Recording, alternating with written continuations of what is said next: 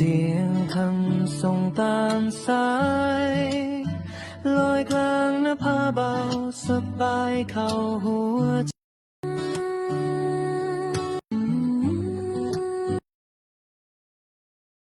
ยังถ่ายทอดไม่ออกเดี๋ยวอาจารย์พระครูสมุทรสมพรเป็นพิธีกรใช่ไหมครับวันนี้ครับโอเคครับเมื่อกี้ระบบมันบอกว่ายังไม่พร้อมถ่ายทอดก็เลยมาคุยกันก่อน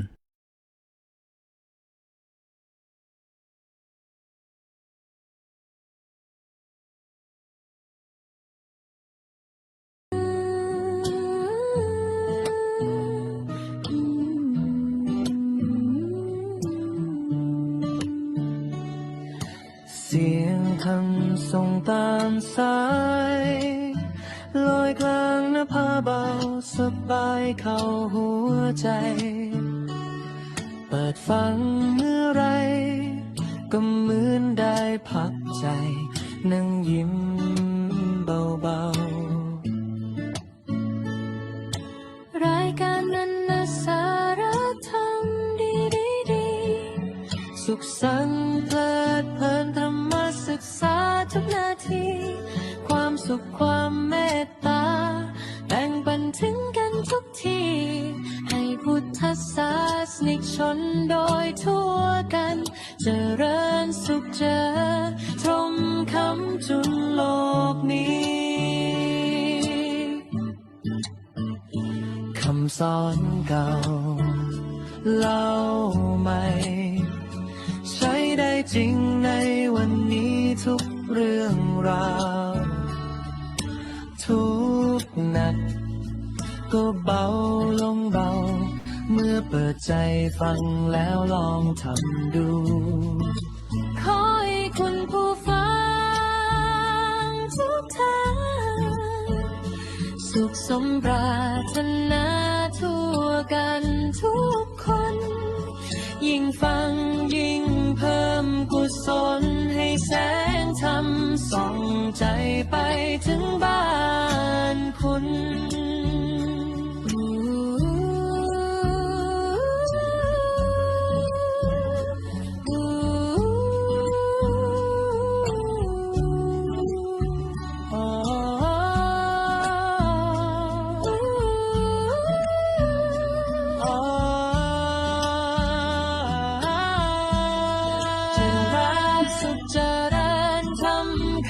จุนโลกนี้ขอให้คุณผู้ฟังทุกท่านสุขสมปรารถนาทั่วกันทุกคนยิ่งฟังยิ่งเพิ่มกุศลให้แสงธรรมส่องใจไปถึงบ้านคุณ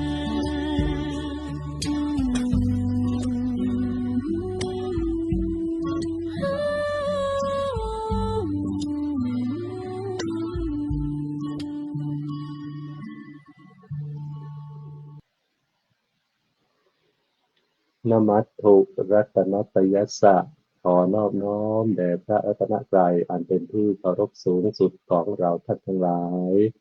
กราบนมัสการถวายความเคารพเจ้าคณะพระสังฆาธิการครูบาอาจารย์พระธรรมวิทยากรทุกรูปโดยมีพระอาจารย์พระครูเกษมทิพย์โสพลเป็นประธานครับผมขอความเจริญในศีลในธรรมจงบังเกิดมีแด่ศรัทธาสาธุชนญาติโยมทุกคนทุกท่านที่กำลังรับชมรับฟังรายการนานาสาระธรรมดี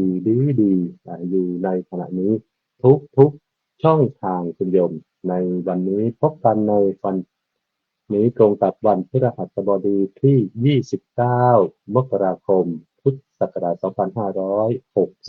2569ขึ้น11ค่ำเดือน3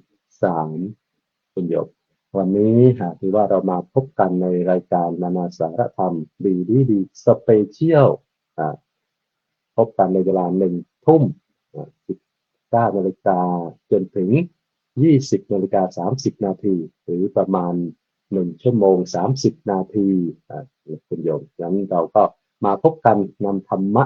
ดีๆมาฝากญาติโยมที่กำลังรับชมรับฟังรายการ อยู่ทุกๆช่องทางคุณโยมสามารถที่จะกดไลค์กดแชร์เผื่อแผ่เป็นธรรมทานได้โดยเฉพาะในวันนี้เป็นเรื่องที่สำคัญมากๆและจำเป็นที่เราจะได้มาฟังครูบาอาจารย์คณะธรรมวิทยากรมานำเสนอธรรมะง่ายๆให้ญาติโยมซึ่งเป็นธรรมะที่อยู่ในชีวิตของพวกเรานี่แหละที่เราจะมาศึกษาจากครูบาอาจารย์ในแง่คิดแง่ธรรมครูบาอาจารย์จะให้แง่คิดแง่ธรรมอย่างไรในลำดับเบื้องต้นธรรมะภาพจะได้นำพาญาติโยมมากราบนมัสการพระธรรมวิทยากรที่ท่านเมตตามาร่วมสนทนากับเราในวันนี้มาแล้ว6 รูป 6 ธรรมะแต่ที่จริงมาประมาณ8 ธรรมะคุณโยมแต่อาจจะมาช้าบ้างก็ไม่เป็นไรนั้นก็ได้ได้แนะนำธรรมวิทยากรที่มาสนทนาธรรมกับเราในคืนนี้รูปแรกจะได้กราบนมัสการพระอาจารย์พระครูเกษมทิศโสพลวัดทิศโสภารามจังหวัดอุบลราชธานีกราบนมัสการถวายความเคารพครับผมรูปที่สองตามหน้าจอกราบนมัสการพระอาจารย์มหาอุดมพรอุตมะวโรเจ้าวาดวัดศรีสมนึกจังหวัดสุราษฎร์ธานีกราบนมัสการด้วยความเคารพครับรูปที่สามเพิ่งมาถึงกำลังเข้ามาแบบสดๆเลยคุณโยมมาถึงปุ๊บแนะนำตัวเลยโอ้วันนี้อาจารย์มหาอุดมพรบอกว่าได้รับ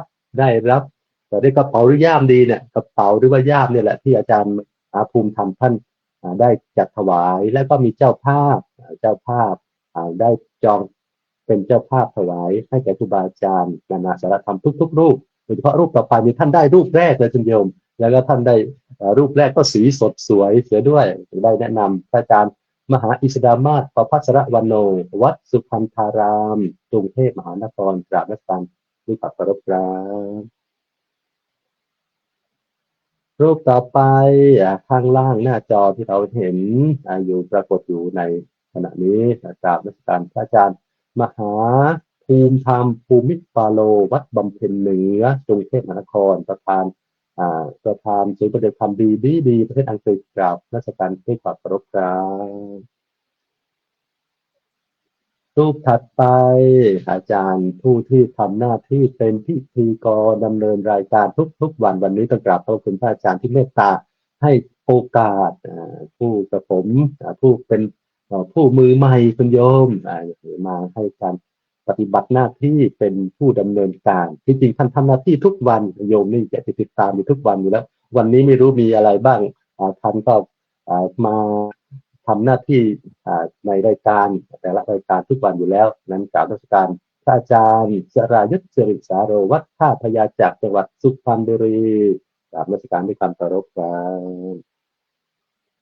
รูปสุดท้องน้องสุดท้ายรูปสุดท้ายก็คือพระอาจารย์กราบนมัสการพระอาจารย์พระอธิการสุรชาติกิติปาโลเจ้าวาดวัดถ้ำตะเพียนทองจังหวัดลพบุรีกราบนมัสการด้วยความเคารพครับ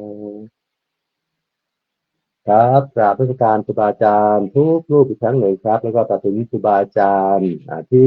ฟังอยู่ทางบ้านหรือว่าฟังทางออนไลน์ทางทุกๆช่องทางทุกๆรูปที่เข้ามาให้กำลังใจพระธรรมวิทยากรที่กำลังทำหน้าที่เผยแผ่ธรรมให้แก่ญาติโยมทุกๆช่องทางครับผมเจริญพรญาติโยมตอนนี้ได้แนะนำครูบาอาจารย์ที่มาร่วมสนทนาธรรมให้ญาติโยมได้ทราบทั้ง8 รูป7 รูป8 รูปแล้วแหละคุณโยมในวันนี้เพราะฉะนั้นในค่ำของคืนนี้เราจะมารับฟังธรรมะที่เกี่ยวกับแง่คิดแง่ธรรมที่อยู่ใกล้ชิดกับชีวิตของพวกเรานี่แหละคุณโยมก็คือเรื่องของอย่าเพิ่งท้อในวันที่ล้มอย่าตรอมตรมในวันที่ล้าหูโยมฟังชื่อแล้วเนี่ยมันมันทัดใจไหมโยมต้องขอบคุณอาจารย์มหาภูมิธรรมของภูมิปาโลเนี่ยรู้สึกว่าท่านตั้งวันนี้เนี่ยเหมือนจะเป็นวัยรุ่นนะคุณโยมเหมือนจะเป็นแต่ที่จริงมันเป็นสิ่งที่อยู่ใกล้กับตัวของเราโดยเฉพาะเรื่องของความผิดหวังความล้มเหลวในชีวิตของเราปัญหาอุปสรรคที่เราทุกคนพบเจอเนี่ยโยมทุกคนทุกท่านน่าจะเคยประสบพบเจอบางครั้งเนี่ยเราเจอปัญหาอุปสรรคเกิดความท้อแท้เกิดความท้อถอย แล้วเราจะมีวิธีแก้ไขอย่างไรเราจะมีอะไรเป็นที่ทำให้ใจเรามันฟูขึ้นมา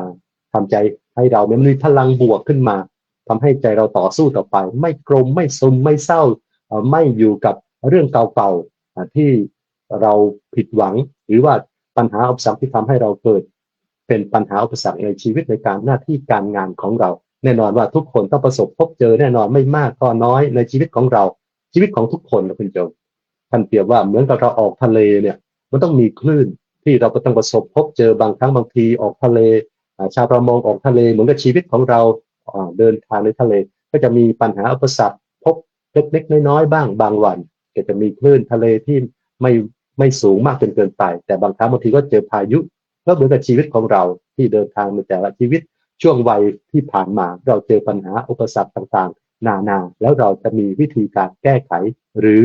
เอาอะไรเป็นที่พึ่งของเราให้ก้าวพ้นไปในสิ่งเหล่านั้นหรือไม่ค่ำคืนนี้ในวันนี้แล้วคุณโยมเป็นสิ่งที่สำคัญเราจะได้มาฟังทัศนคติหรือว่าของครูบาอาจารย์เนี่ยจะมีแนวคิดหรือวิธีการยังไงจะมีธรรมะข้อไหนมีบุคคลใดเป็นต้นแบบตัวอย่างที่จะเป็นข้อคิดข้อธรรมในเรื่องของอย่าพึ่งท้อในวันที่ล้มอย่าตรอมตรมในวันที่ล้ามานำเสนอให้ญาติโยมได้ฟังนั้นโยมสดับรับฟังให้ดีเป็นสาระธรรมในค่ำคืนนี้ลำดับแรกก็ได้กราบพระพระอาจารย์พระครูเกษมพิษโสพลผู้ช่วยเจ้าวาดวัดพิษโสภารามจังหวัดอุบลราชธานีเป็นรูปแรกในการเปิดสนทนาธรรมในวันนี้กราบพระพระอาจารย์ด้วยความเคารพครับผมเกิดเป็นคนอย่าได้ท้อต่อชีวิตสู้เถิดมิตรสู้ต่อไปอย่าได้ถอยเมื่อวันล้มวันนี้ลุกปลุกใจคอยสู้ไม่ถอยสู้ต่อไปคงได้ดีขอความนอบน้อมแด่พระรัตนตรัยขอถวายความเคารพพระเถรานุเถระทุกรูปขอความสุขความเจริญในธรรมจงมีแก่ญาติโยมสาธุชนผู้ติดตามรับฟังรายการนาสารธรรมดีในค่ำคืนมื้อนี้ที่ประเทศไทยก็เริ่มที่เวลา 19 นาฬิกา มาพอกันพบกันเป็นประจำทุกวันพฤหัสบดีมื้อนี้ก็ถือว่าเป็นมื้อสันวันดีอีกมื้อหนึ่งญาติโยมสิได้มาฟังธรรมะเป็นหยังคือสิฟังแต่ธรรมะแท้เดี๋ยวก็ธรรมะคำมาก็ธรรมะกินได้บ่กินบ่ได้โยมธรรมะแต่ขาดธรรมะก็เดือดร้อนยิ่งกว่าขาดอาหารโดยซ้ำ เพราะหยังพอธรรมะหรือว่าธรรมโอสถนี่ธรรมโอสถนี่เป็นธรรมยาใจข้าวปลาอาหารเลี้ยงสังขารร่างกายแต่จิตใจนี่ต้องบำรุงด้วยธรรมโอสถที่เพิ่นตั้งหัวข้อไว้มื้อนี้ว่าอย่าท้อแท้ในวันที่ล้ม ชีวิตทุกชีวิตก็มีทั้งผิดหวังสมหวังขั้นผิดหวังก็เอิ้นว่าวันที่ล้มสิแม่นจังซั่นตัวเนาะผู้ใดเคยอกหักแล้วก็ถูกหักอกคงสิเข้าใจดีแต่ว่าผู้บ่เคยอกหักนี่ก็ซื่อๆเฉยๆความรู้สึกซ่า อันมาเดี๋ยวคนที่บ่เคยถูกอกหักแล้วก็บ่ถูกหักอกบ่เคยผิดหวังแต่ว่าผมว่าคือสิมีหน่อยแห้งเปอร์เซ็นต์น้อย อย่างน้อยๆก็ผิดหวังล่ะผิดหวังอย่างไรคำว่าผิดหวังในที่นี้ก็คือมันบ่ได้สมใจคิดไว้ว่าอยากได้นี่แหละอย่างหนุ่มสาวเขาไปสมัยโบราณสมัยรุ่นผมนี่ครับรุ่นผมเอารุ่นผมซะบ่ต้องเอานานดอกรุ่นผมนี่ก็คันพูดถึงว่า สิไปเว้าถึงหนุ่มสาวเนาะสิไปจีบสาวนี่หนึ่งต้องมีเพื่อนเนี่ยครับต้องมีหมู่ไปบ้านสาวนี่ก็ต้องมีฟืนมีไฟแล้วก็ต้องบอกให้พ่อให้แม่เขารับรู้รับทราบว่าไผสิมาบ้านสิมาหยังต้องการคุยกับไผต้องชัดเจนนี่ครับ นี่คือรุ่นผมนี่ต้องชัดเจนบ่มีอีแอบนะบ่มีคุณแอบต้องอกภายไหลพึงกล้าหาญ แต่ว่าขั้นผิดหวังละบัดเช่นเขาบ่ต้อนรับเขาบ่ต้อนรับเขาบ่เปิดบ้านต้อนรับก็ขึ้นเป็นนั่งบนบ้านเขาบ่ได้ก็เอิ้นว่าฟ้าวมื้อนั้นกลับบ้านกันข้อตกในจังน้อยนี่ก็ทำนองนึงนี่เอาตัวอย่างซ้ำนี่พ่อเนาะหมายถึงว่าผิดหวังแต่ว่าเฮาบ่ได้หมายเอาจุดนั้นในสาระที่สิคุยกันในค่ำคืนมื้อนี้คือหมายถึงว่าสาระของชีวิตที่มีอุดมคติหรือว่ามีความตั้งใจเชื่อมั่นบางท่านบางคนก็เชื่อมั่นตัวเองสูงบ่ฟังเหตุผลของไผยกตัวอย่างอีกขอยกตัวอย่างอีกอย่างหน่อย มื้อนี้มันอากาศเปลี่ยนแปลงจังได๋แล้วรู้สึกว่าตัวอย่างมันสิมาหลายมื้อนี้ ตัวอย่างพ่อค้าขายก๋วยเตี๋ยวแม่ค้าขายก๋วยเตี๋ยวแต่ก็ยังเอิ้นว่าเป็นมืออาชีพบ่ทันได้พอเปิดมาบ่ทันนานอยู่มามื้อนึงมีลูกค้าเขาไปในร้านลูกค้าก็มีความพึงพอใจในระดับหนึ่งแต่มาคันแม่นว่าเติมอันนี้อีกนิดเติมอันนั้นอีกหน่อยนิดโอ้โหสิดีดนิ้วตับให้เลยว่าซั่นลูกค้าว่าลูกค้าก็เลยจ่ายตังค์เสร็จสับเรียบร้อยไปสะกิดตับ2 บาทแหมพี่ก๋วยเตี๋ยวพี่นี่คันเติมอีกจักอย่างนะ1 2 3ลูกค้าก็เสนอไปหลังจากสิรับเงินทอนแล้วผมสิเที่ยวมากินประจำเด้อคันแม่นว่ามี1 2 3ต่อไปนี่โอ้ยทั้งพ่อค้าก็เลยว่าปฏิเสธท่านควันสวนมัดคือกันนี่มันสูตรผมบ่แม่นสูตรท่านจบเกมเลยครับลูกค้าหายหมด พออย่างเพราะว่าเฮาบ่รับเหตุผลของผู้ที่เขาต้องการผู้เขาสิสามารถสนับสนุนเฮาผัดไปปฏิเสธเขาคันเป็นพ่อค้าแม่ขายลักษณะแบบนี้ก็สิผิดหวังเด้แต่ถ้าพูดโอ้แม่นบ่พ่อลุงต้องเติมอันนี้บ่ลุงต้องเติมอันนี้บ่น่าโอ้ยมาใหม่แล้วสิเติมให้แบบเอาให้พอใจเลยยังทำนองนี่ลูกค้าก็มาโอ้เราเฮ็ดแซ่บเด้อเราให้เราเติมหยังเราก็เติมลูกค้าก็มักเด้ครับอันนี้ก็พ่อเป็นตัวอย่างแล้วก็ต่อไปนี่ก็ขอนิมนต์ครูบาอาจารย์แต่ละรูปที่ผมเปิดประเด็นมานี่อาจสิบ่ทันเข้าประเด็นนะ อาจสิบ่ทันเข้ามุมก็ได้อาจสิเป็นมวยลงมุมก็ได้ก็ขอความเมตตาครูบาอาจารย์แต่ละรูปได้มาซอยกันสนทนาว่าย่ามท้อแท้สิเกจังใดสิไปทางซ้ายหรือสิไปทางขวาจังสิหายท้อแท้ก็ขอนิมนต์ครับกราบขอบคุณพระอาจารย์พระครูเกษมพิษโสพลวัดพิษโสภารามจังหวัดอุบลราชธานีอีกครั้งหนึ่งครับผมโอ้โหมาเปิดประเด็นอย่าท้อแท้อย่าเพิ่งท้อในวันที่ล้มอย่าตรอมตรมในวันที่ลาคุณโยมคุณพ่อว่าอาจจะไม่เข้าประเด็นแต่ก็ยังเข้าอยู่คุณโยมเพราะว่าในช่วงที่เราอย่าท้อแท้เนี่ย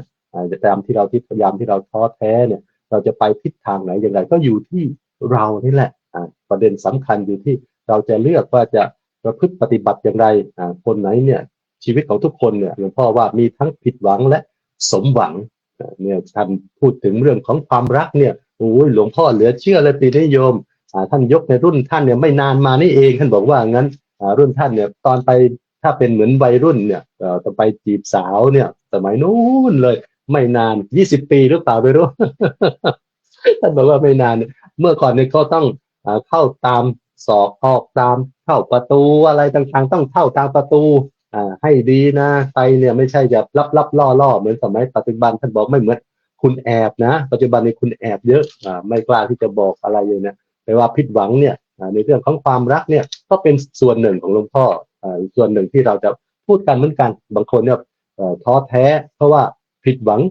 จากความรักก็ดีจากการศึกษาเราเรียนก็ดีใช่ไหมจากการที่เรา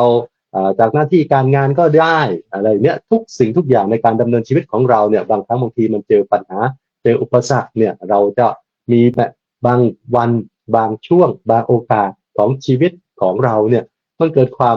ท้อแท้หรือว่าอาจจะทำเหมือนไม่อยากจะทำอะไรอีกแล้วก็คือพูดง่ายๆเนี่ยท้อแท้ในที่นี้ก็คือหมดกำลังใจสิ้นหวังคุณโยมหรือไม่มีกำลังใจที่จะต่อสู้เป็นภาวะทางอารมณ์ที่รู้สึกผิดหวังจากการไม่ประสบความสำเร็จไม่ประสบความสำเร็จในชีวิตในหน้าที่ในการงานในการศึกษาในความรักต่างๆทั้งหมดทั้งปวงเนี่ยส่งผลให้ขาดกำลังใจและไม่อยากที่จะต่อสู้ชีวิตไปทีนี้ถามว่าโยมเคยมีไหมอาการอย่างนี้อาการอย่างนี้ในคุณโยมทุกคนทุกท่านเคยปรากฏไหมในเรื่องของเป็นที่เราเนี่ยหมดกำลังใจที่จะต่อสู้ด้วยภาวะที่มันผิดหวังมันท้อแท้ต่างๆมันอยากที่จะมันขาดกำลังใจที่จะทำหนึ่งสิ่งนั้นต่อไปเนี่ยถ้าโยมเคยเนี่ยโยมเนี่ยจะมีวิธีการอย่างไรวันนี้เนี่ยครูบาอาจารย์ที่ค่อยขยี้ค่อยๆเปิดออกมามีวิธีการบริหารจัดการกับความท้อแท้ยังไงมาให้ใจของเรากลมสมเศร้าอยู่ในปัญหาอุปสรรคนั้นๆเราจะก้าวล่วงพ้นอย่างไรได้นั้นกราบคุณพระอาจารย์พระครูเกษมพิโสพลอีกครั้งหนึ่งครับผมต่อไปจะได้กราบพัฒนาพระอาจารย์มหาอุดมพรอุตตมวโรเจ้าวาดวัดศรีสมนึกจังหวัดสุราษฎร์ธานีเป็นรูปที่สนทนาธรรมรูปต่อไปครับผมเคารพน้อมแด่คุณพระศรีรัตนตรัยนะครับกราบถวายความเคารพแด่ท่านพระอาจารย์พระครูเกษมพิโสพลและก็คณะครูบาอาจารย์ทุกๆรูปครับขอเจริญพรญาติโยมที่กำลังรับฟังรายการนานาสารธรรมดีอยู่ตอนนี้นะฮะหัวข้อความอย่าเพิ่งท้อในวันที่ล้มอย่าตรมตมในวันที่อ่อนล้านะครับก็ขอเป็นกำลังใจนะครับขอโอกาสตรงนี้เป็นกำลังใจแล้วก็อยู่เคียงข้างนะครับญาติโยมคอยส่งกำลังใจให้กับคนที่มีปัญหาชีวิตที่กำลังท้อนะฮะผมเองในนามกับเรียนครูบาอาจารย์ทุกรูปในที่นี้ว่าผมเองในนามเป็นพระในพระพุทธศาสนาเนี่ยโดยเฉพาะมารับหน้าที่เป็นผู้นำทางจิตวิญญาณให้กับญาติโยมเนี่ยผมเป็นผู้ที่ญาติโยมเนี่ยเขามานั่งเล่าเรื่องต่างๆให้ฟังเยอะทุกระดับชั้นเลยครับฉะนั้นผมจึงเป็นคนที่รู้เรื่องเพื่อนในตำบลนี้เยอะมาก รู้เยอะมากนะเราก็รู้คนนั้นบางทีเราไปเห็นคนเขายิ้มล่าเริงแต่เวลาเขามาเล่าให้เราฟังอุ้ยตายแล้วมันมีอะไรที่ลึกลับซับซ้อนที่เขาไม่กล้าเล่าให้ใครฟังผมก็เลยสร้างไอ้ที่จะทำคาเฟ่ที่อาจารย์นิวได้ถามว่าที่วัดเหรอที่กำลังทำคาเฟ่มีร้านกาแฟมีมุมนั่งสบายๆก็เพื่อรองรับคนที่กำลังท้อครับจริงๆผมทำตรงนั้นเพราะว่าผมเคยเจอในวัดที่ตอนที่มาแรกๆเนี่ยวัดมันเป็นวัดร้างมันไม่มีที่นั่งไม่มีที่ต้อนรับและคนแบบนี้เขาต้องการที่พักผ่อนคาเฟ่ธรรมชาติสิ่งแวดล้อมที่คนเมืองเขาต้องการมันก็เลยผุดขึ้นนะฮะผุดขึ้นเพื่อเป็นที่รองรับความสบายอกสบายใจของผู้ที่กำลังมีปัญหาชีวิตโดยเฉพาะความหม่นหมองในชีวิตความอ่อนล้าในชีวิตนะฮะบางทีไม่ได้ทุกข์อะไรหรอกไม่ได้ผิดหวังอะไรหรอกแต่อยู่ๆมันก็อ่อนล้ามันก็เหนื่อยมันก็ล้าไปเจอคำพูดนั้นไปเจอคำพูดนี้ต่างๆผมก็เลยในฐานะที่เราเป็นพระในพระพุทธศาสนาเนี่ยแล้วก็เป็นผู้ที่ญาติโยมเขาไว้ใจเรานะครับ ผมก็เลยพยายามต้องทำอะไรสักอย่างหนึ่งแล้วก็จริงๆครับทุกวันนี้ก็ไม่ว่าใครก็มานั่งมาหลับมานอนอยู่ที่วัดไปลูกไม่สบายก็มาเล่าให้พระฟังจะเลิกกันก็มาเล่าให้พระฟังจะแต่งงานกันก็มาให้เล่าให้พระฟังเล่าให้หมดทุกอย่างอะไรต่างๆแบบนี้ครับเนี่ยผมว่าตรงเนี้ยหัวข้อวันเนี้ยเป็นสิ่งที่สำคัญเพราะชาวบ้านบางทีเนี่ยเวลาเขามีปัญหาแบบนี้เขาไปพึ่งใครครับ เขาไปพึ่งหมอดูครับผมและที่หมอดูดีๆเนี่ยไม่ว่ากันไปหมอดูที่ดูไม่จริงอะรู้ไม่จริงอะแล้วมันพาชีวิตคนเขาพังเนี่ยอันเนี้ยน่าติเตียนผมไปเจอเคสคนหนึ่งแกเป็นป่วยกระดูกทับเส้นครับกระดูกทับเส้นแกไปหาหมอดูหมอดูก็บอกว่าอ๋อที่โอ่งหลังบ้านน่ะที่หลังบ้านน่ะมันจะมีต้นไม้ต้นหนึ่งไปหาดูมันปักอยู่หลังบ้านไปเอาออกเสียมันจะหายแกไปไถรอบบ้านเลยครับไม่หาย ทีนี้ไปอีกหนึ่งเขาบอกว่าหมอดูนั้นน่ะเป็นปู่ทวดลงองค์เจ้าไปอีกไปหาหมอเข้าทรงหมอเข้าทรงก็มาเล่าว่าอ๋อโดนผีขี่คอมาเนี่ยผมบอกแล้วผมทีนี้แกเล่าให้ผมฟังแล้วผมก็แย้งไปว่าแล้วเวลาโดนผีขี่คอแล้วไอ้ที่เขาเข้าทรงเทพเจ้าที่อยู่ในตัวมันไล่ผีแค่นี้ไล่ไม่ได้เหรอทีนี้แกก็มาหาผมมาเล่าให้ผมฟังบอกโยมอะเจ็บตรงนี้ใช่ไหมผมไปกดเส้นผมมีความรู้หน่อยหนึ่ง ในเรื่องของกระดูกทับเส้นเพราะผมเคยเป็นมาก่อนผมก็เลยเล่าให้เขาฟังมันเป็นอาการแบบนี้ใช่ไหมแกว่าใช่เป็นแบบอาการแบบนี้ใช่ไหมแกว่าใช่ผมก็เลยเอาน้ำมันเหลืองร้อนๆเนี่ยน้ำมันสมุนไพรที่วัดเนี่ยครับผมก็ฉีดให้แกตู้มหนึ่งผมก็เลยบอกว่าโยมเดินใหม่พอเดินใหม่ปั๊บอาจารย์หายปวดแล้วอะอาจารย์หายปวดแล้วหายปวดแล้วนี่อันนี้คือตัวอย่างเบื้องต้นในการใช้ชีวิตบางทีเราล้าเราท้อเราเหนื่อยเราต่างๆเรามาโดนมารุมมาตุ้มเยอะๆมันก็ทำให้สติเราความฟุ้งซ่านมันเกิดขึ้นนะฮะทัศนคติก็ดีสติรู้เท่าทันอารมณ์ก็ดีเนี่ยมันขาดมันหายไปวันนี้ก็เลยเป็นหัวข้อสำคัญนะครับเป็นหัวข้อสำคัญที่อยากจะเล่าสู่กันฟังโดยเฉพาะหัวข้อวันนี้ว่าอย่าเพิ่งท้อในวันที่เราล้มอย่าตรอมตรมในวันที่ล้ามันเป็นถ้อยคำมันเป็นหัวข้อที่เรียกว่าเตือนใจที่สะท้อนด้วยหลักธรรมทางพระพุทธศาสนาได้อย่างลึกซึ้งเลย เพราะว่าเพราะความล้มเนี่ยเพราะไอ้การที่เราล้มเหลวเราผิดหวังเนี่ยมันไม่ใช่หนทางสุดท้ายไม่ใช่เราอ่าตั้งใจแล้วทุกสิ่งที่หวังเนี่ยมันทำให้เราล้มเราผิดหวังนะฮะผมเป็นมหาปรริญญาเนี่ยผมสอบมหาปรริญญาด้วยความที่เราเป็นพระทำงานเนี่ยผมไม่ค่อยได้เข้าห้องเรียนผมจะไปร้องไห้ตอนที่เขาอบรมก่อนสอบสัก15วันหรือเดือน2เดือนระดับวัดระดับภาคพอโอ้โฮเครียดมากเลย เราไม่มีเวลาแล้วต้องมานั่งโทษตัวเองแล้วเวลา1ปีที่เราไปทำอะไรมาอ๋อเราไปช่วยงานวัดช่วยตรงนั้นเป็นวิทยากรวิปัสสนาต้องเดินทางนู่นนี่นั่นสำหรับคนที่เขาไม่อ่าเขาสอบได้อะเขาไม่เคยขาดเรียนแต่ไอ้คนขาดเรียนแบบผมเนี่ยผมท้อผมก็สอบครั้งหนึ่งประโยค3นี่สอบ2รอบ3รอบนะครับจนรอบสุดท้ายก็ได้เปลี่ยนแม่กลองใหม่พอดีเลยผมก็เลยได้ในปีนั้น ด้วยเอาความรู้เก่าๆเนี่ยไปสอบจนได้เป็นมหาปรริญญาท้อครับเวลาเขาได้เขาสอบได้อะแล้วพระเณรเป็นร้อยเนี่ยเป็นมหาปรริญญาเดินชนกันเต็มหมดเขาได้มหาปรริญญาเขาสอบได้เขายิ้มเขาร่าเริงไอ้เราเนี่ยก็โดนมองอีกมุมหนึ่งเราก็มานั่งท้อตัวเองไม่เรียนดีกว่าอ้าวแล้วที่เรียนมาแล้วจะทำยังไงก็เลยมีเพื่อนสาธมิกครูบาอาจารย์ก็จะบอกว่าเรียนไปเถอะเรียนไปแปลบาลีไปแปลเพื่อ ถวายเป็นพุทธบูชาถวายเป็นพระพุทธเจ้าแล้วก็สอบมาเรื่อยๆสอบจนได้เป็นมหาปรริญญาได้อย่าเพิ่งท้อในวันที่ล้มนะไอ้คำว่าเราล้มเหลวเนี่ยมันไม่ใช่บทบัญญัติหรือว่าเป็นข้ออ้างอิงเป็นข้อติดติงว่าเราเนี่ยต้องแพ้ทุกรอบนะฮะแต่มันเป็นบทเรียนที่ทำให้เรานั้นได้สติเป็นประสบการณ์ภาษาฝรั่ง your best teacher you อะไรจำไม่ได้แล้วผมท่องไม่ได้บทเรียนอะไรครูที่ดีที่สุดของคุณก็คือประสบการณ์ที่ผ่านมานะฮะคำว่าล้มคำว่าท้อแท้เนี่ยมันจะเป็นบทเรียนที่ทำให้เราเกิดสติทำให้เราเกิดปัญญาและก็ไอ้การที่เรามันเหนื่อยมันล้าความพ่ายแพ้ต่างๆเนี่ยมันเป็นสัญญาณนะครับมันเป็นสัญญาณอย่าตรอมตมในวันที่ล้าในวันที่เราล้าเนี่ยเราล้าเพราะเราบุกมุมานะบากบั่นมันมา ตลอดทั้งวันทั้งเดือนทั้งปี ร่างกายก็ดีจิตใจก็ดีกำลังสมองก็ดีมันต้องการพัก ทีเนี้ยความล้าความอ่อนแอความพ่ายแพ้ต่างๆเนี่ยมันมีองค์ประกอบนะมันมีองค์ประกอบหลายด้านหลายอย่างเลยนะฮะมันก็เลยความพ่ายแพ้เนี่ยให้มองว่าเป็นสัญญาณอย่างหนึ่ง ความพ่ายแพ้ในวันนั้นมันจะเป็น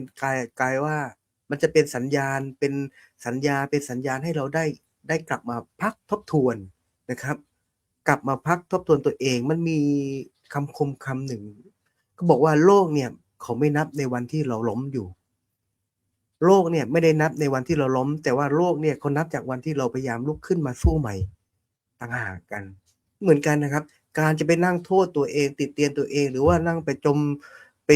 จมอยู่กับความทุกข์ความเศร้าความเสียใจ มันไม่ได้ผลนะฮะหรือการไปร้องไห้จากการพลัดพรากเนี่ยในติโลกุตสูตรได้พูดไว้ว่าอะไรนะจำที่เราสวดอัฏฐาสิเมอากาสิเมยาติมิตาสคาจะเมต่างๆว่าการร่ำร้องข้ามควรการเสียอกเสียใจเนี่ยมันไม่เป็นประโยชน์ต่อผู้ตายเลยอัฏฐาสิเมอากาสิเมยาติมิตาสคาจะเมเปตานังทักขินังทัชชาบุเปกตะลืมนะ ไม่ค่อยได้สวดนะลืมเนี่ยการที่เราจะไปนั่งร้องห่มร้องไห้เสียอกเสียใจตีโพยในความพ่ายแพ้ที่มันเกิดขึ้นแล้วมันเป็นการที่เสียประโยชน์มากที่สุดมันเป็นวิธีที่เสียเวลามากที่สุดจะกลับไปนั่งคิดทบทวนกลับไปแก้ไขวันในอดีตที่ผ่านมาถ้าฉันกลับไปได้ฉันต้องไม่ทำแบบนี้ไปนั่งคิดแต่เรื่องเดิมคิดแก้ไขในสิ่งที่มันผ่านมาแล้วอันเนี้ยมันทำให้เราเสียเวลานะครับเสียเวลาสู้ว่าเราลุกขึ้นมาใหม่นะฮะทำกำลังใจของเราเนี่ยให้มันเริ่มต้นใหม่อยู่เสมอแพ้เป็นพระเห็นไหมพระที่บวชมาเนี่ยแสดงว่าเคยแพ้เป็นพระชนะเป็นมารแพ้เป็นพระในที่นี้หมายความว่าแพ้แล้วทำให้ใจมันสงบลงแพ้แล้วก็ให้เป็นครูไปปลอบใจตัวเองหลักพระพุทธศาสนาเนี่ยพระพุทธองค์เนี่ยท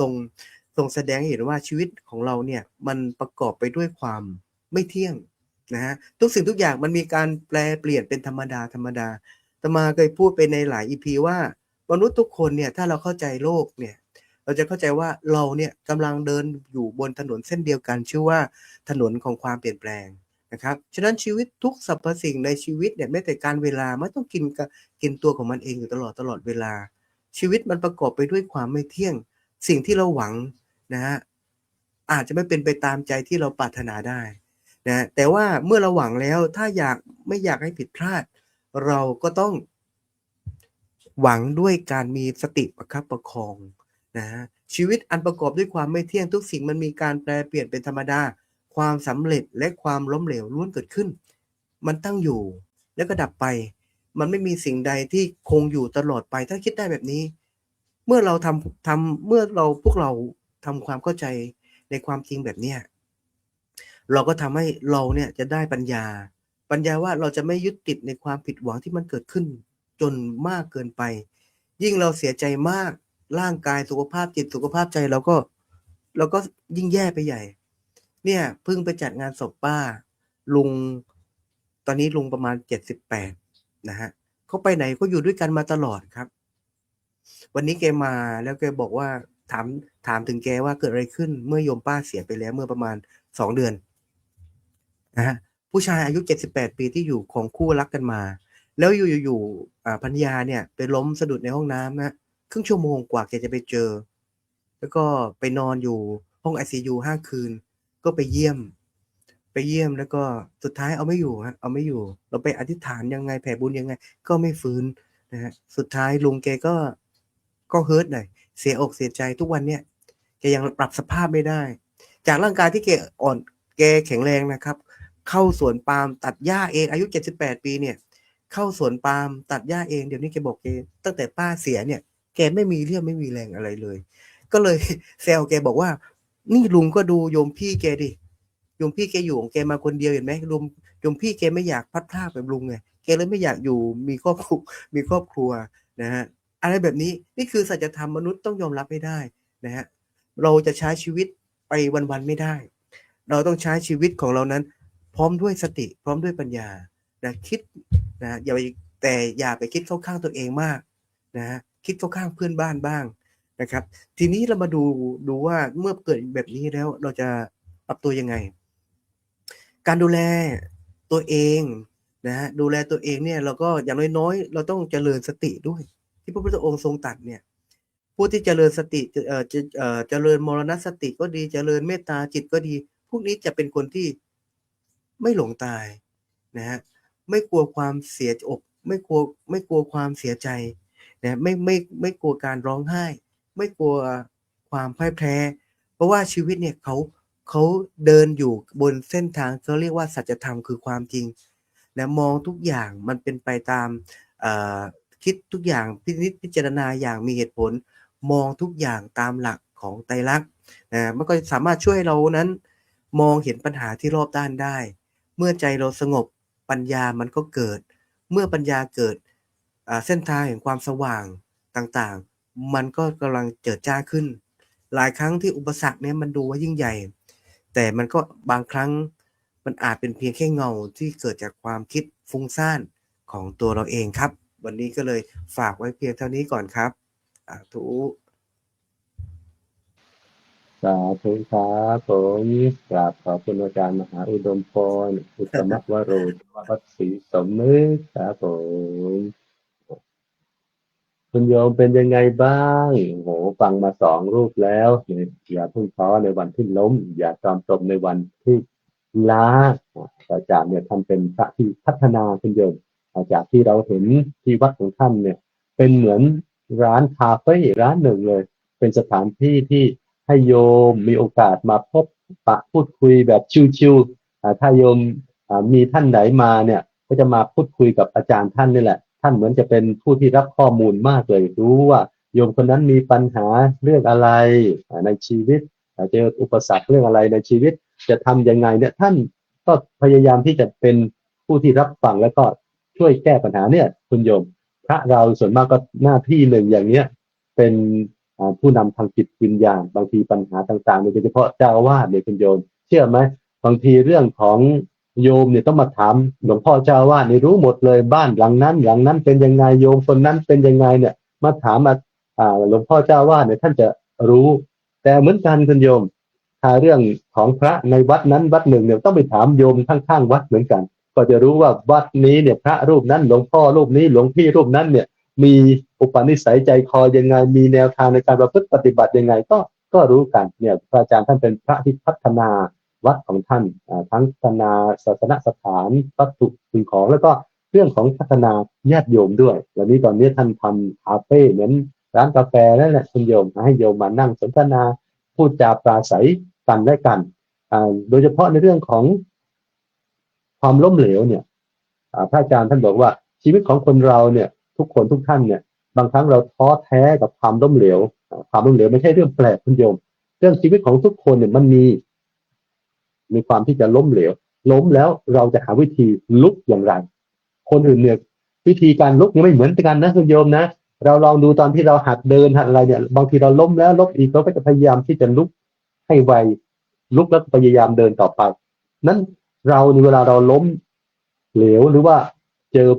ปัญหาอุปสรรคที่ขวากหนามเราก้าวไปไม่ได้เนี่ยเราจะหาวิธีอย่างไรนี่สำคัญในการที่หาวิธีการที่จะเดินต่อไปก้าวต่อไปทุกสิ่งทุกอย่างเนี่ยมันเป็นสิ่งที่เปลี่ยนแปลงไปตลอดนั้นเวลาเราเจอปัญหาอุปสรรคต่างๆทุกครั้งเนี่ยเราต้องมีสติมีสติในการที่จะคิดแก้ไขปัญหาที่จะให้ผ่านพ้นไปได้ความล้มเหลวไม่ใช่ความพ่ายแพ้แต่เป็นส่วนหนึ่งของการที่เราจะหาวิธีทางในการลุกขึ้นแล้วก็เดินไปสู่ความสำเร็จขั้นต่อไปของเราได้นั้นอย่าท้อแท้ในวันที่เราล้มและอย่าตรอมตรมในวันที่เหนื่อยล้าขอบคุณพระอาจารย์พระมหาอุดมพรอีกครั้งหนึ่งครับผมลำดับต่อไปจะได้กราบพัฒนาน่าจะเป็นพระอาจารย์สรายุทธก่อนนะจะได้ให้ท่านพบปะกับโยมด้วยนี่อาจารย์กับได้กราบพัฒนาพระอาจารย์สรายุทธสิริสาโรวัดท่าพญาจักรจังหวัดสุพรรณบุรีได้มาสนทนาธรรมกับญาติโยมและถือโอกาสได้พบปะกับญาติโยมด้วยสนทนากับญาติโยมที่ ทักทายกับเราครับอาจารย์ด้วยความเคารพครับ กับขอบพระคุณครับอาจารย์พระครูสมุสมพรญาณวุโธผู้ดำเนินรายการค่ำคืนวันนี้ก่อนอื่นต้องขอนอบน้อมแด่พระรัตนตรัยกราบถวายความเคารพพระมหาเถระพระเถรานุเถระ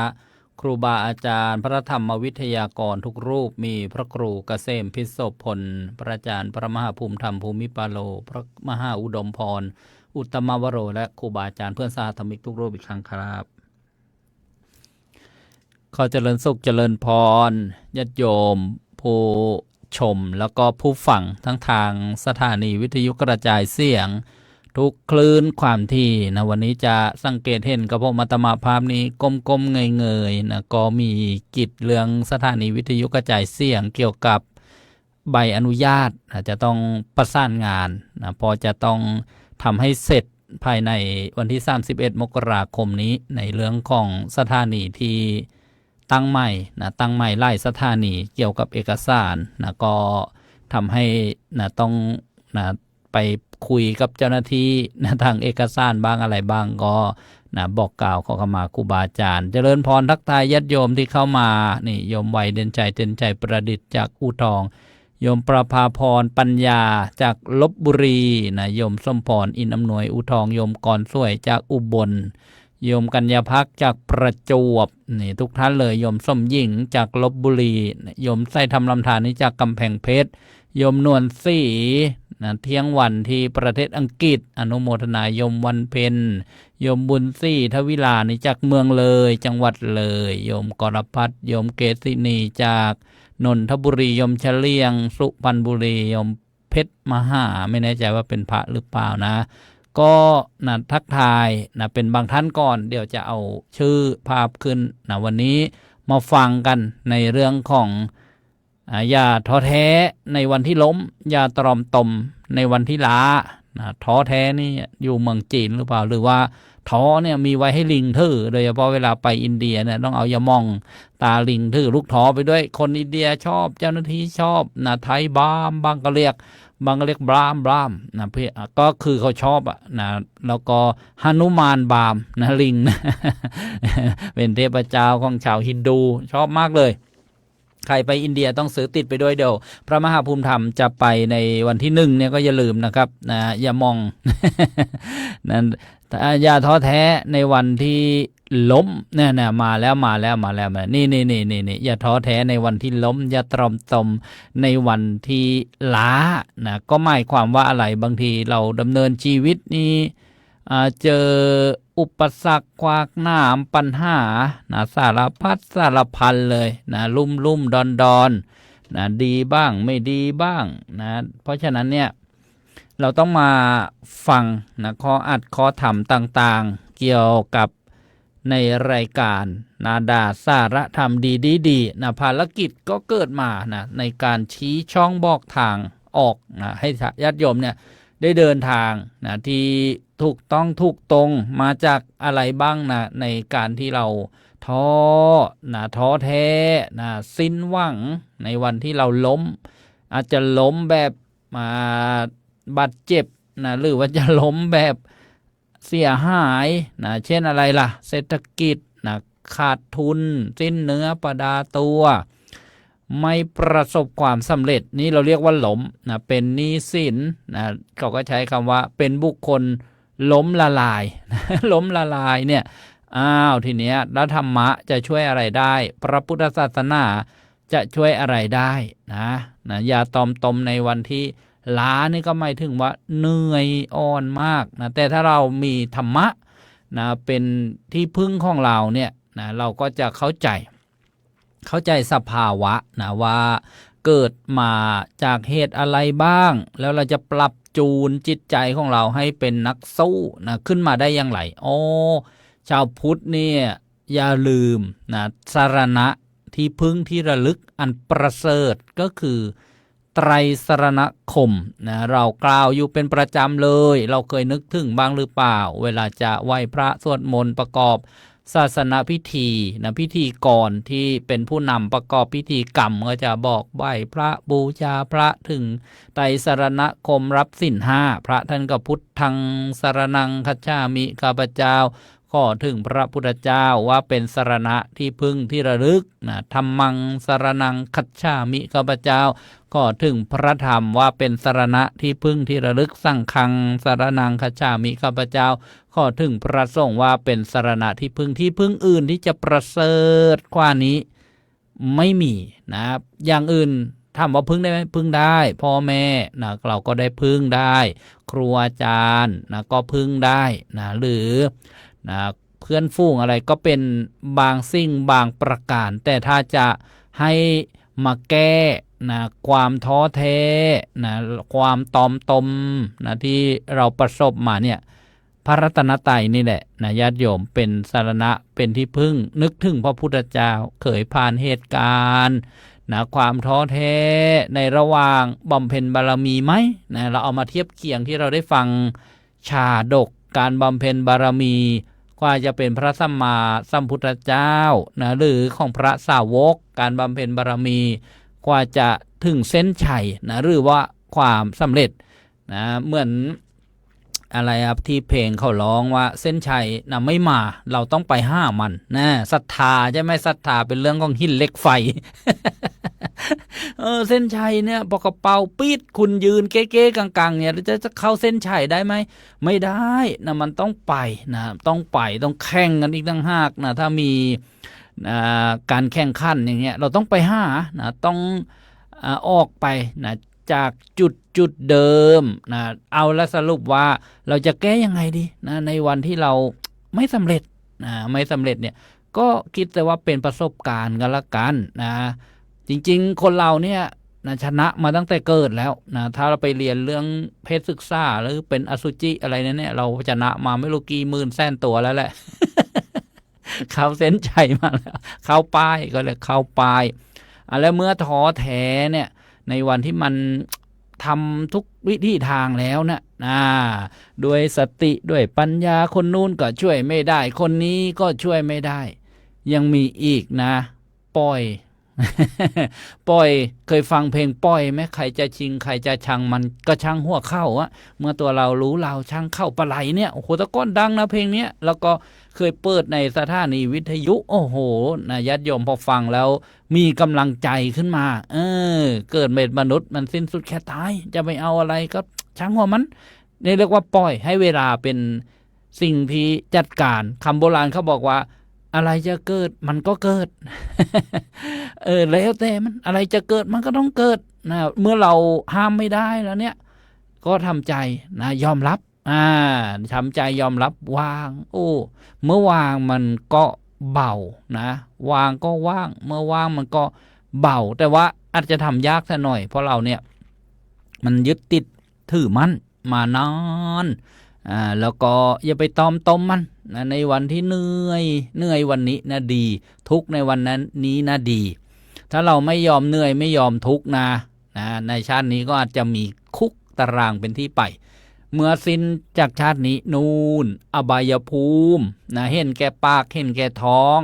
เห็นแก่ลาภผลประโยชน์เนี่ยไม่ยอมนะไหมนะไม่ยอมในการที่จะทนต่อความตากตำลำบากประกอบสัมมาอาชีพต่างๆเนี่ยโอ้โหเราต้องไปเจอภัยในวัฏสงสารน่ากลัวยิ่งกว่าอดตายนะยอมทุกข์ยอมยากยอมไม่มีนะยอมรับความจริงไม่มีก็คือไม่มีไม่ต้องไปกู้หนี้ยืมสินทุจริตผิดบาปคดโกงอะไรมาเนี่ยนะเราสุขสบายกว่าอย่าไปต้มในวันที่เหนื่อยล้าแล้วเป็นกันมากที่ครูบาอาจารย์ก็ชวนกันสนทนาว่าเป็นโรคซึมเศร้าเนี่ยนะหรือดิ่งหรืออะไรเนี่ยถ้าเรียนพระอภิธรรมนะจิตนะที่นะซึมเศร้าจนถึงขั้นนะทำร้ายตัวเองเนี่ยท่านบอกว่าเป็นโทสะจิตนะโทสะนำไปเกิดในนรกได้นะเพราะฉะนั้นถ้าเราได้ศึกษามีความรู้เนี่ยนะเราก็จะได้มาป้องกันแก้ที่ใจตัวเราเองนะเมื่ออย่างอื่นมันแก้ไม่ได้เราก็เอาละยอมรับความจริงยืดอกนะยอมรับความจริงนะมานึกถึงคำกรที่จะให้กำลังใจนะท่านมีบทที่น่าฟังไว้เช่นเมื่อชีวิตผิดหวังอย่านั่งท้อนะสู้เถิดน้อสู้เถิดจะเกิดผลผิดเป็นครูรู้แก้ให้แก่ตนเกิดเป็นคนต้องสู้จึงอยู่ดีก้าวต่อไปอย่าได้หยุด แม้สะดุดล้มลงไปอย่าใจฟอเป็นนักสู้ต้องสู้สิอย่ารีรอ อย่าย่อท้อหนทางยาวที่ก้าวไปนะต้องสู้นะไหมแล้วก็บางทีมันล้มใช่ไหมก็มีอีกคำหนึ่งท่านบอกไว้ว่าวันนี้รุ่งพรุ่งนี้ร่วงดวงไม่แน่ วันนี้แย่พรุ่งนี้ยังกลับดังได้ วันนี้ดังพรุ่งนี้ดับกลับเปลี่ยนไปนะโปรดจำไว้ทุกชีวิตอนิจจังนะทำใจได้สบายอะไรมันก็ใจนะใจเป็นนายโอ้นี่นะเดี๋ยวจะเพลินกินเวลาครูบาอาจารย์รูปอื่นไปนะ ญาติโยมเพราะฉะนั้นเนี่ยนะก็ได้มารวมสนทนาอย่าท้อแท้นะในวันที่ล้มอย่าตอมตมนะในวันที่ล้าล้มแล้วรีบลุกนะลุกแล้วก็รักษาฟอร์มด้วยนะปัดฝุ่นปัดอะไรให้ดี ไปต่อ ก็กราบอนุโมทนาบุญครูบาอาจารย์ทุกรูปและก็ขอบพระคุณพระอาจารย์พระครูสมุสมพรญาณวุฒโธครับ สาธุครับกราบขอบพระอาจารย์สรายุทธริสาโรวัฒนปริจักษ์ครับผมท่านมาสนทนาให้ญาติโยมได้ฟังเสียงเนอให้โยมบางคนบางท่านอยากฟังไม่ได้ฟังเสียงเนอจัดรายการวันนี้มันคิดถึงว่างั้นเดี๋ยวว่าอยากฟังเสียงอาจารย์สรายุทธเสียงเนอเป็นพิธีกรเนี่ยทุกวันเลยโยมตั้งแต่เกือบทั้งรายการนานาสารธรรมดีแล้วก็สมัชชาสงฆ์สหรัฐอเมริกาอาจารย์ผมก็ติดตามอยู่ทุกวันทำงานเนี่ยแทบจะไม่มีวันพักเลยต้องอนุโมทนาบุญกับครูบาอาจารย์จริงๆเพราะว่าเรื่อง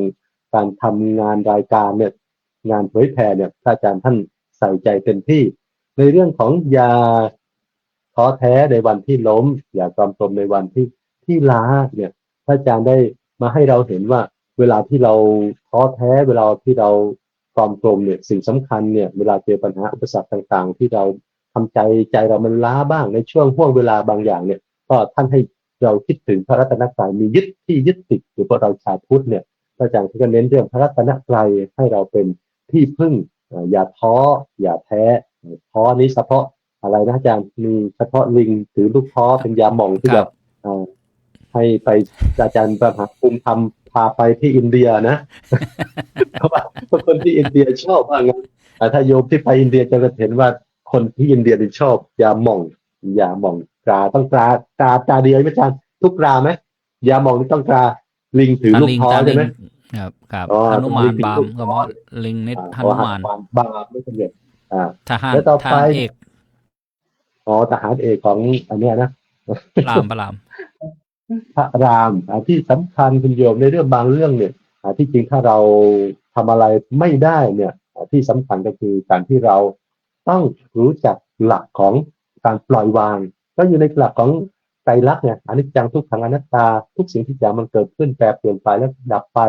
ในที่สุดเนี่ยรู้จักทำใจยอมรับในสิ่งบางอย่างเนี่ยบางโอกาสบางอย่างเนี่ยเราไม่สามารถที่จะบริหารจัดการได้หมดมันก็มีแน่นอนแหละที่จะมีความท้อแท้ในบางช่วงเวลาของเราแต่ว่าเราจะดึงจิตของเราขึ้นมายังไงสำคัญสติของเราพิจารณาและก็ระลึกถึงสิ่งที่เหล่านี้มันไม่เที่ยงมันเปลี่ยนแปลงและก็ปล่อยวางช่างมันบ้างใจเราจะได้สบายเราจะสบายนะครับขอบคุณพระอาจารย์สรายุทธ สิริสาโรอีกครั้งหนึ่งครับผมลำดับต่อไปจะได้กราบพระธนาพระอาจารย์มหาอิสดาบ้านประภัสรวรรณโนวัดสุทันธารามกรุงเทพมหานครมาให้สนทนาธรรมกับญาติโยมในวันนี้เรื่องของอย่าพึ่งท้อแท้ในวันที่ล้มอย่าตรอมตนในวันที่ล้ากราบพระธนาพระอาจารย์ด้วยความเคารพครับผมขอนอบน้อมแด่พระรัตนตรัยขอโอกาสจากครูบาอาจารย์ทุกรูปครับเจริญสุขเจริญพรไปยังญาติโยมทุกคนทุกท่านถ้าท้อก็ก่อกำลังใจถ้าล้าก็พักกายาพักจิตแล้วค่อยไปพิชิตกับเป้าหมายทีหลังนี่คือหัวใจสำคัญในการใช้ชีวิตเพราะว่ามันเป็นไป มันเป็นโดยปกติว่าเราจะต้องมีความท้อมีความเหนื่อยล้าอยู่แล้ว ทีนี้เราจะจัดการยังไงคุณโยม ความท้อมันเกิดขึ้น เพราะว่าสิ่งที่เราทำมันใหญ่ มันก็จะมีอุปสรรค มันก็จะมีกำแพง มันจึงทำให้เราต้องใช้กำลังมากกำลังสติปัญญากำลังกาย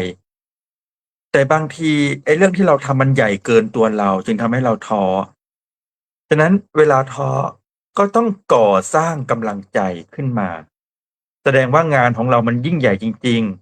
ๆ แสดงว่ากำลังใจของเราในการทำงานมันเริ่มอ่อนลง เราต้องก่อร่างสร้างตัวใหม่ เมื่อเจอความท้อก่อก็คือก่ออิฐก้อนแรกเลย ก่อสร้างกำลังใจให้เกิดขึ้นกับตน หรือว่ายามท้อขอโทรหาก็ได้ โทรหากัลยาณมิตรของเราใช่ไหมเรามีกัลยาณมิตรไว้ทำไม ก็มีไว้ตอนที่เราท้อนี่แหละ ต้องคุยสองหัวดีกว่าหัวเดียว ไม่ใช่นกสองหัวนะโยมนะสองหัวดีกว่าหัวเดียว หมายความว่าช่วยคิด ช่วยแก้ปัญหา หัวเดียวมันแก้ปัญหาไม่ออกเวลาเราเจออุปสรรคเราจะจม ต่อให้มีความรู้เราก็คิดไม่ออก เพราะตอนนั้นเรามืดแปดด้าน แต่ถ้าเราโทรหากัลยาณมิตร เพื่อนคู่คิด หรือว่ากำลังหนุนจากด้านหลัง พ่อแม่ครูบาอาจารย์ นักปราชญ์ที่มีความรู้ความสามารถ แล้วก็โทรไปสิ แล้วเราจะได้พลังได้ความคิด ได้ทัศนคติ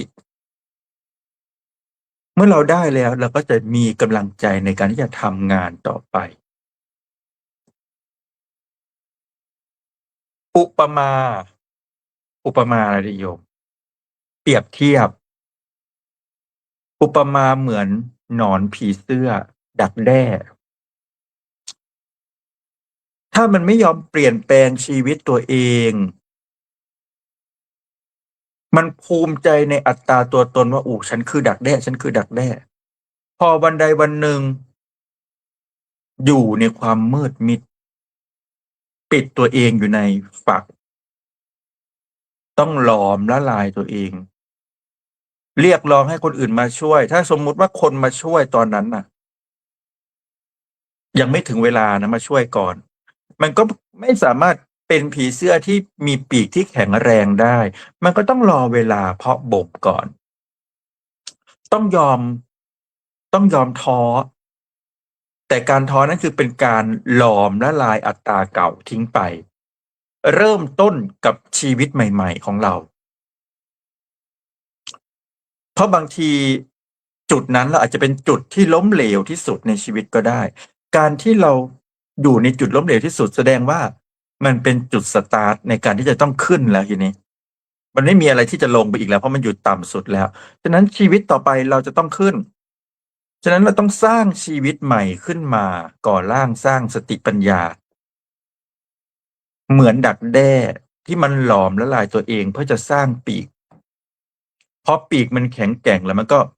ออกจากฝัก มันก็บินสง่างามไปท่องโลกกว้างได้อย่างอิสระ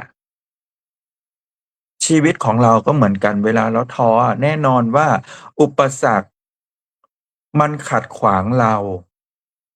เราจึงหมดกำลังใจ แต่ให้เราตั้งสติไว้ว่า ทางสายใหม่กำลังจะเกิดขึ้นกับชีวิตเรา เราอย่าไปยึดติดกับความสำเร็จเดิมๆ เราต้องเปลี่ยนวิธีเปลี่ยนจิตใหม่ เพื่อเป็นคนใหม่ที่ดีกว่าเดิม ทุกชีวิตมีความท้อ อาตมานั่งอยู่นี่ก็มีความท้อเหมือนกัน ไม่ใช่ไม่มี มันก็มีความท้อทุกคน แต่เมื่อเราท้อแล้วเราก็ต้องหากำลังใจ ถ้าปัญหามันอยู่ในวัด แล้วเราจะอยู่ในวัดทำไม เราก็ออกนอกวัดสิ แล้วก็ไปเที่ยวไปอะไรไปหาครูบาอาจารย์ไปตรงนั้นตรงนี้ไหว้พระขอพรอะไรก็ว่าไป เมื่อเราออกจากสถานที่ที่ทำให้เราท้อเราจะได้กำลังใจจากที่ใหม่ๆมาเสริม เมื่อเราไปฟื้นกำลังใจเต็มร้อยเราก็กลับมาสู้กับปัญหาใหม่ ชีวิตเราก็สดใสกว่าเดิม เมื่อเหนื่อยล้าก็ต้องพักกายาพักจิต เราไม่ใช่หุ่นยนต์ เราเป็นมนุษย์ มีเลือดเนื้อมีจิตวิญญาณ พักกายแล้วก็ต้องพักจิต ปล่อยวางทางกายให้ร่างกายได้พักผ่อน การนอนหลับคือการรักษาร่างกายอย่างดีที่สุด เป็นยาอายุวัฒนมงคล ฉะนั้นเวลาเราเหนื่อยร่างกายเนี่ยก็ต้องนอนให้มันหลับนอนให้มันอิ่ม เมื่อเรานอนอิ่มแล้วร่างกายเราจะสดชื่นเบิกบาน แต่ถ้าใจเราเหนื่อยเราก็ต้องพักจิต พักจิต เราแบกอะไรไว้อยู่ในจิตใจของเราก็ต้องพักชำระล้างมันออกไป เอาอะไรมาพักอ่ะ สวดมนต์ภาวนาโยม หรือว่าผ่อนคลาย ฟังเสียงฝนเสียงลมเสียงธรรมชาติ เสียงทะเล ให้จิตใจของเราได้ฟื้นฟู แล้วเราก็จะหายจากความเหนื่อยล้าทางจิตใจ สิ่งที่ช่วยได้ก็คือลมหายใจนี่ช่วยเราได้ทุกอย่าง เพียงแต่ว่าเราต้องตั้งใจที่จะดูลมหายใจของเราจริงๆ หายใจเข้าหายใจออกอย่างมีสติจริงๆ แล้วลมหายใจที่เราหายใจเข้าเนี่ยมันเอาออกซิเจนไปเลี้ยงร่างกายโยม เราหายใจเข้าลึกเท่าไหร่ ร่างกายเราได้รับพลังงานที่เต็ม เราก็จะมีพลังขึ้นมาทันที แต่ปัญหาคือเราไม่ยอมหายใจให้เต็มปอดไงเราหายใจเร็วๆฟึดฟัดฟึดฟัดฟึดฟัดเราไม่มีสติในการหายใจแล้วพลังมันจะมาจากไหน จิตใจมันก็ห่อเหี่ยวมันก็ทุกข์มันก็ท้อมันก็เศร้ามันก็ส้อย มันก็หงอยมันก็เหงา มันก็ไม่ตื่นสักที การหายใจอย่างเต็มปอด หายใจเข้าลึกหายใจออกยาว เป็นการดึงสติ ดึงพลังงาน ดึงเอาขุมพลังในจิตใจของเราออกมาใช้ให้มันเกิดประโยชน์ ฉะนั้นสิ่งเหล่านี้ อยู่ที่ตัวเรา เมื่อเหนื่อยเมื่อล้าต้องพักนะโยมนะ พักกายพักจิต เมื่อจิตเราได้พักแล้วทีนี้พลังมันจะมากมาย ชาร์จพลังเต็มที่เราจะมีกำลังในการสร้างสรรค์โลกของเราให้น่าอยู่มากขึ้น ฉะนั้นก็เป็นกำลังใจให้คนที่ท้อคนที่เหนื่อยคนที่ล้า เมื่อท้อก็หากำลังใจจากคนที่เราสนิทคนที่เราเคารพบูชารักใคร่นั่นแหละคือสิ่งที่เยียวยาจิตใจของเราได้ ให้เรามีกำลัง ให้เรามีเป้าหมายในการใช้ชีวิต เมื่อเหนื่อยล้าก็ต้องพักกายพักจิตให้ชีวิตได้ฟื้นฟูตัวเอง ให้ชีวิตได้มีโอกาสซ่อมแซมบ้าง แล้วเราค่อยไปทำงานใหม่เมื่อร่างกายเราสมบูรณ์ จิตใจเราสมบูรณ์ ฉะนั้นในเบื้องต้นก็ฝากไว้แต่เพียงเท่านี้ครับ สาธุครับกราบขอบคุณอาจารย์มหาอิสรามาศพัสรวันโนวัดสุขันตารามครับผม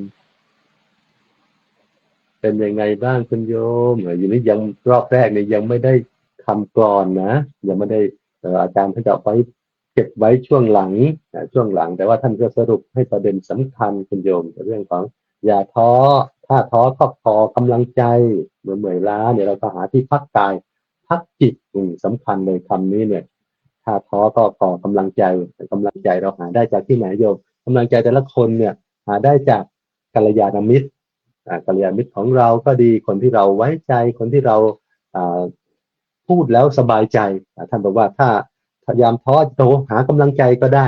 คนที่เดี๋ยวนี้เราสื่อสารกันทางโทรศัพท์ก็ได้พูดคุยกับใครแล้วมันมีกำลังใจเหมือนบางครั้งบางทีเราทำงานเนี่ยครูบาอาจารย์ที่เป็นธรรมวิทยากรทำงานเหนื่อยท้อนู่นนี่นั่นแล้วก็พูดคุยกันได้สนทนากันอย่างเงี้ยมันก็เป็นกำลังใจให้กันและกันคนหนึ่งก็จะให้กำลังใจในการที่จะแนะนำให้มันมีกำลังใจที่จะต่อสู้กันต่อไปหรือว่าคนที่เราไว้เนื้อเชื่อใจนะครับคุณโยมเรามีคนไหนที่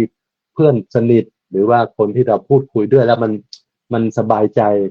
มันสบายใจนั้นก็เป็นสิ่งที่สำคัญถ้าเราท้อก็อย่าลืมก่อกำลังใจให้เกิดขึ้นและที่สำคัญยามที่เราเมื่อยล้าเนี่ยก็ต้องพักผ่อนบ้างท่านบอกถึงเรื่องการพักทั้งกายพักกายเนี่ยในเรื่องของการท พักผ่อนหลับนอนนี่แหละเป็นสิ่งที่สำคัญเนี่ยดูแต่ละรูปจากอาจารย์สรายุทธเนี่ยพักผ่อนบ้างนะทำงานแต่ละวันหลายชั่วโมงบางทีเนี่ยกายใจพร้อมอยู่นะแต่ว่าบางทีกายเนี่ยก็สำคัญนั่นครูบาอาจารย์ทุกรูปเนี่ยอาจารย์พระครูเกษมพิโสพลเหมือนกันอาจารย์พระครูนมัสการกราบไหว้ขอบคุณอาจารย์พระครูสุนทรธรรมนิเทศครับผมขอการต้อนรับครับผมท่านมานานแล้วลืมไป ว่าท่านเราเข้ามาสู่รายการเนี่ยครูบาอาจารย์ที่พูดถึงในแต่ละรูปเนี่ยก็ต้องมีเวลาในการพักกายคือพักผ่อนด้วยเช่นกัน แต่ว่าแน่นอนเราเชื่อว่าครูบาอาจารย์ท่านบริหารจัดการในเรื่องของการพักผ่อนได้ดีโดยเฉพาะอาจารย์มหาภูมิธรรมเนี่ยท่านบริหารจัดการเรื่องพักผ่อนได้แน่นอนเลยล่ะ และที่สำคัญอย่างหนึ่งก็เรื่องของการพักใจคุณโยมพักใจเนี่ยเวลาเจอปัญหาความกรอมกรมหรือว่าบางครั้งมันท้อแท้ในจิตในใจของเรามันท้อแท้ในเรื่องการดำเนินชีวิตเนี่ยเราอยู่ตรงนี้มันมีปัญหาอุปสรรคหรือมันทำให้ใจเรามันซึมเศร้ามันนู่นนี่ต่างๆเราก็ออกไปอาจจะไปเปลี่ยนสถานที่อย่างที่ภาพเนี่ยอาจารย์มหาสามารถเนี่ยมาถึงภูเก็ตมาเยี่ยมอาตมาภาพคุณโยมนี่ก็เป็นรีแลกซ์เหมือนว่ารีแลกซ์เหมือนโยมที่ว่าไปเที่ยวไปอะไรต่างเนี่ยเปิดหูเปิดตาก็เป็นบรรยากาศใหม่ๆและที่สำคัญอย่างหนึ่งก็คือเรื่องของการอาหารใจก็คือเรื่องของการสวดมนต์ภาวนาการออกมนต์ภาวนาเนี่ยก็เป็นสิ่งที่สำคัญในชีวิตของพวกเราอยู่กับลมหายใจสำคัญที่สุดลมหายใจนำออกซิเจนสู่ร่างกายของเราสู่สิ่งดีๆในชีวิตของเราได้เพื่อการบริกรรมลมหายใจภาวนาให้เป็นเราก็จะเห็นความสุขในจิตใจของเราครับขอบคุณพระอาจารย์ให้สามารถอีกครั้งหนึ่งครับผมแล้วต่อไปจะได้กราบนาพระอาจารย์พระอธิการสุรชาติกิติปาโลเจ้าวาดวัดทับตะเพียนทองจากลพบุรีจะได้สนทนาธรรมเป็นลำดับต่อไปครับผม กราบถวายความเคารพครูบาอาจารย์ทุกรูปนะครับโดยมีหลวงพ่อพระครูเกษมพิษโสพลแล้วก็หลวงพ่อพระครูสุนทรธรรมนิเทศด้วยความเคารพครับแล้วก็ขอเจริญพรญาติโยมญาติธรรมทุกท่านทุกคนที่กำลังรับชมรับฟังมาวันนี้ก็มาพูดคุยถึงเรื่องความท้อแท้เหน็ดเหนื่อยเมื่อยล้าเนาะทุกคนก็ถือว่าเชื่อว่าทุกคนที่กำลังรับชมรับฟังเนี่ยก็น่าจะประสบพบเจอกับปัญหาความท้อแท้ความล้มเหลวในชีวิตเกือบทุกคนไม่มีใครไม่พบกับความล้มเหลวในชีวิตแต่อยู่ที่ว่าเวลาเราล้มแล้วเราจะลุกขึ้นหรือเปล่าอย่างที่ครูบาอาจารย์ท่านบอกว่าทุกคนเหนื่อยทุกคนท้อเหนื่อยกับการทำงานเหนื่อยกับครอบครัวหรือเหนื่อยกับสถานที่ต่างๆเพื่อนร่วมงานหรือบุคคลรอบข้างทุกสิ่งทุกอย่างเนี่ยคือสภาวะที่มันจะก่อให้เกิดความเหน็ดเหนื่อยเมื่อยล้าแต่เราก็ต้องมีวิธีการที่จะเข้ามาบริหารจิตใจของเราอย่างที่พระอาจารย์มหาอิสดาท่านก็แนะนำไปว่าถ้าตรงไหนที่เราอยู่แล้วมันรู้สึกว่าเวลานั้นมันเหนื่อยเราก็ถอยออกมาวางทุกสิ่งทุกอย่างมันลงอาตมาเองก็ถามว่าเหนื่อยอาตมาก็เหนื่อยนะอาตมามาเป็นเจ้าอาวาสเนี่ยได้ปีเดียวเนี่ยถามว่าเหนื่อยไหมเหนื่อยนะเหนื่อยท้อกับสิ่งต่างๆที่เราจะต้องเผชิญที่จะต้องต่อสู้หรืออะไรก็แล้วแต่ที่ญาติโยมก็น่าจะพอเข้าใจกับยุคสมัยที่เรากำลังเห็นอยู่ว่าไม่ว่าจะเป็นข่าวสารบ้านเมืองหรือแม้แต่ญาติโยมก็ดีบางทีเราต้องไปสู้รบปรบมือกว่าที่จะทำให้ทุกสิ่งทุกอย่างมันอยู่ในระบบอยู่ในระเบียบในสิ่งที่มันควรจะเป็นเนี่ยบางทีเราก็ต้องสู้กับสิ่งตัวนี้แต่อาตมาก็จะมีอยู่อย่างหนึ่งเวลาอาตมาเหนื่อยอาตมาจะทำงานยิ่งเหนื่อยยิ่งทำงานเวลาทำงานเนี่ยเราจะรู้สึกว่าเราจะลืมทุกอย่างทำจนบางทีข้าวก็ไม่ได้ฉันญาติโยมทั้งหลายเหมือนเวลาเราเอาใจไปทุ่มกับงานให้เราลืมเรื่องราวต่างๆให้ลืมกับปัญหากับคำพูดหรืออะไรก็แล้วแต่เราใช้การกระทำของเราให้มันก่อให้เกิดประโยชน์ได้มากที่สุดพอเวลาที่เราทำงานสำเร็จเนี่ยความเหนื่อยมันจะหายทันทีเลยเวลาที่เรารู้สึกว่าเราทำงานแล้วเราเห็นผลงานที่เรามีความตั้งใจทุ่มเทกับงานนั้นๆเนี่ย โดยเฉพาะการงานบริหารในญาติโยมทั้งหลายมันเป็นอะไรที่เราจะต้องมันเหนื่อยมากนะญาติโยมทั้งหลายอาตมาโชคดีอย่างหนึ่งอาตมาที่ก่อนที่จะมาเป็นเจ้าวาดอาตมาก็ทำงานตั้งแต่เป็นลูกวัดทำงานแทนเจ้าวาดมาตั้งแต่บวชมาพรรษาที่1โดยที่ว่าอดีตเจ้าวาดเนี่ยตอนที่อาตมามาบวชเนี่ยท่านก็80กว่าเกือบ90แล้วเราก็ทำงานแทบทุกอย่างตั้งแต่เป็นลูกวัดมาจนกระทั่งมาเป็นเจ้าวาดแล้วก็พยายามปรับเปลี่ยนรูปแบบระบบต่างๆให้มันเข้าที่เข้าทางนั่นแหละบางทีความเหนื่อยความเมื่อยต่างๆมันเกิดขึ้นแต่เราก็สู้นะเราสู้เหนื่อยแค่ไหนก็ต้องสู้ท้อแค่ไหนก็ต้องสู้เพราะเรามีความตั้งใจว่าเราเคยให้สัจจะอธิษฐานกับครูบาอาจารย์ว่างานต่างๆที่ครูบาอาจารย์ได้ทำทิ้งทำขวาที่ค้างเอาไว้เนี่ยในฐานะที่เราเป็นลูกศิษย์เนี่ยเราก็ต้องสานต่อให้ท่านให้สำเร็จไม่ว่ามันจะเสร็จช้าหรือจะอะไรก็ช่างเราก็ต้องทำตามสัจจะวาจาที่เรา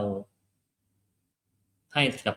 ครูบาอาจารย์เราไว้ว่าเราจะสานต่องานของท่านให้แล้วให้เสร็จเราก็ต้องทำเพราะว่าอาตมาเองก็ถือว่าได้โอกาสจากครูบาอาจารย์จริงๆตอนที่อาตมาบวชอาตมาตั้งใจจะบวชแค่7 วัน8 วันแค่นั้นเองญาติโยมทั้งหลายแต่ด้วยพอมาแล้วเนี่ยเราได้รับโอกาสจากอดีตเจ้าอาวาส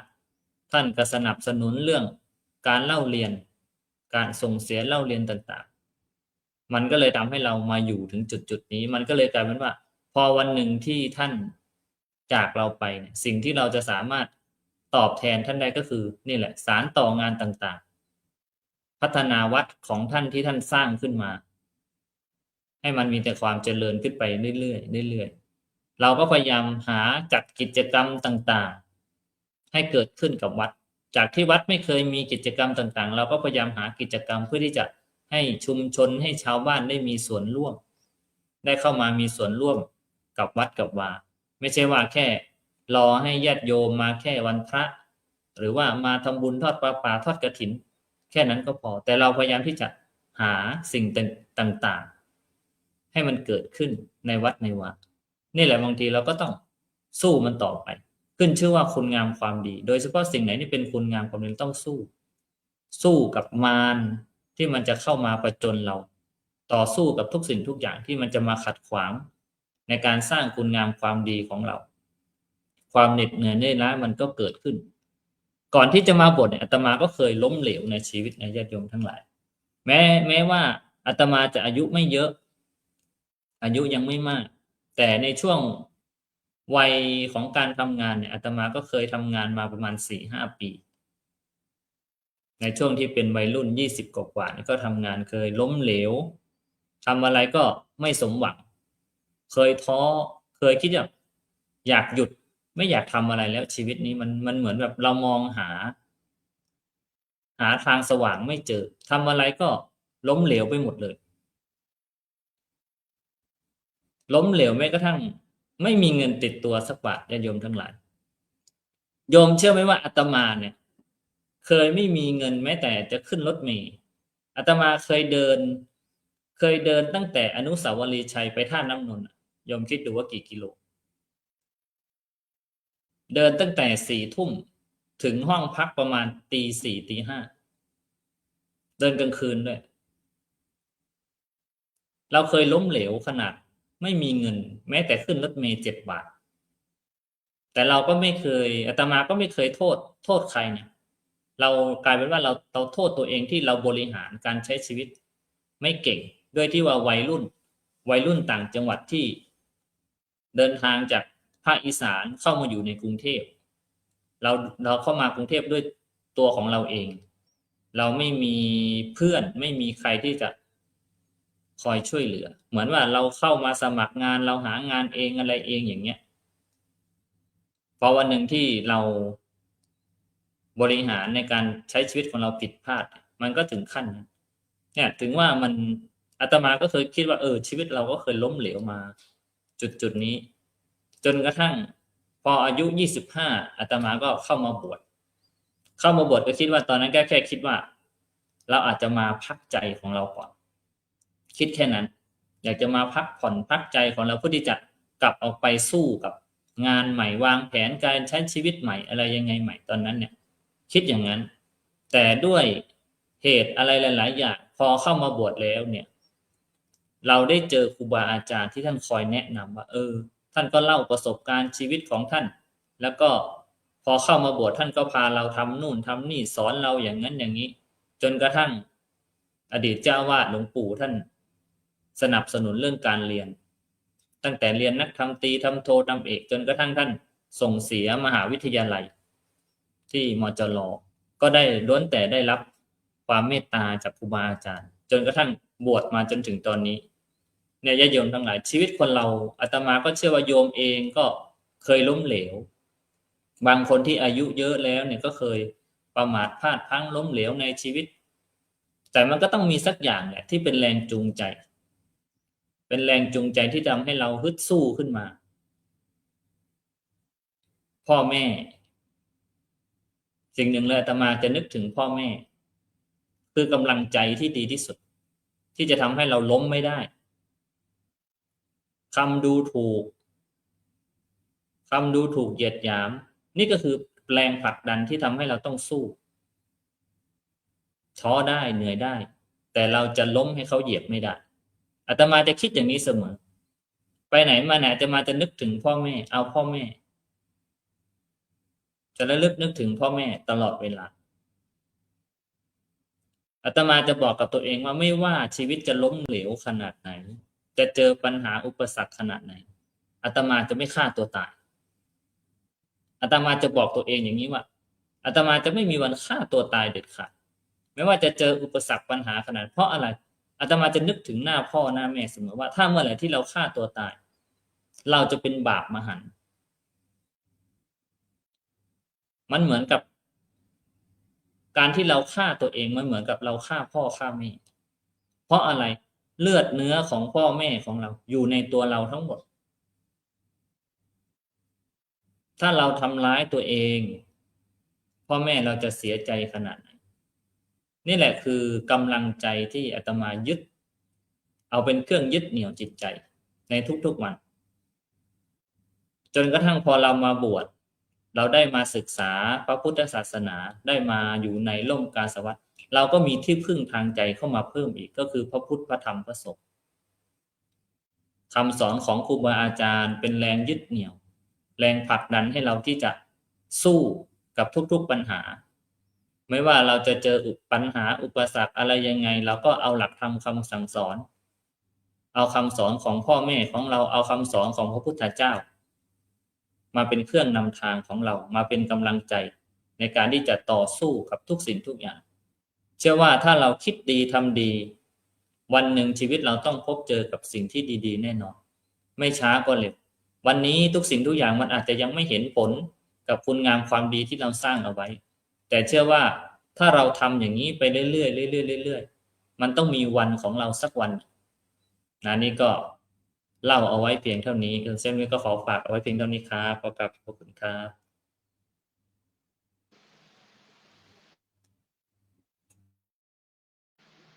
กราบขอบคุณพระอาจารย์อธิการสุรชาติกิติปาโล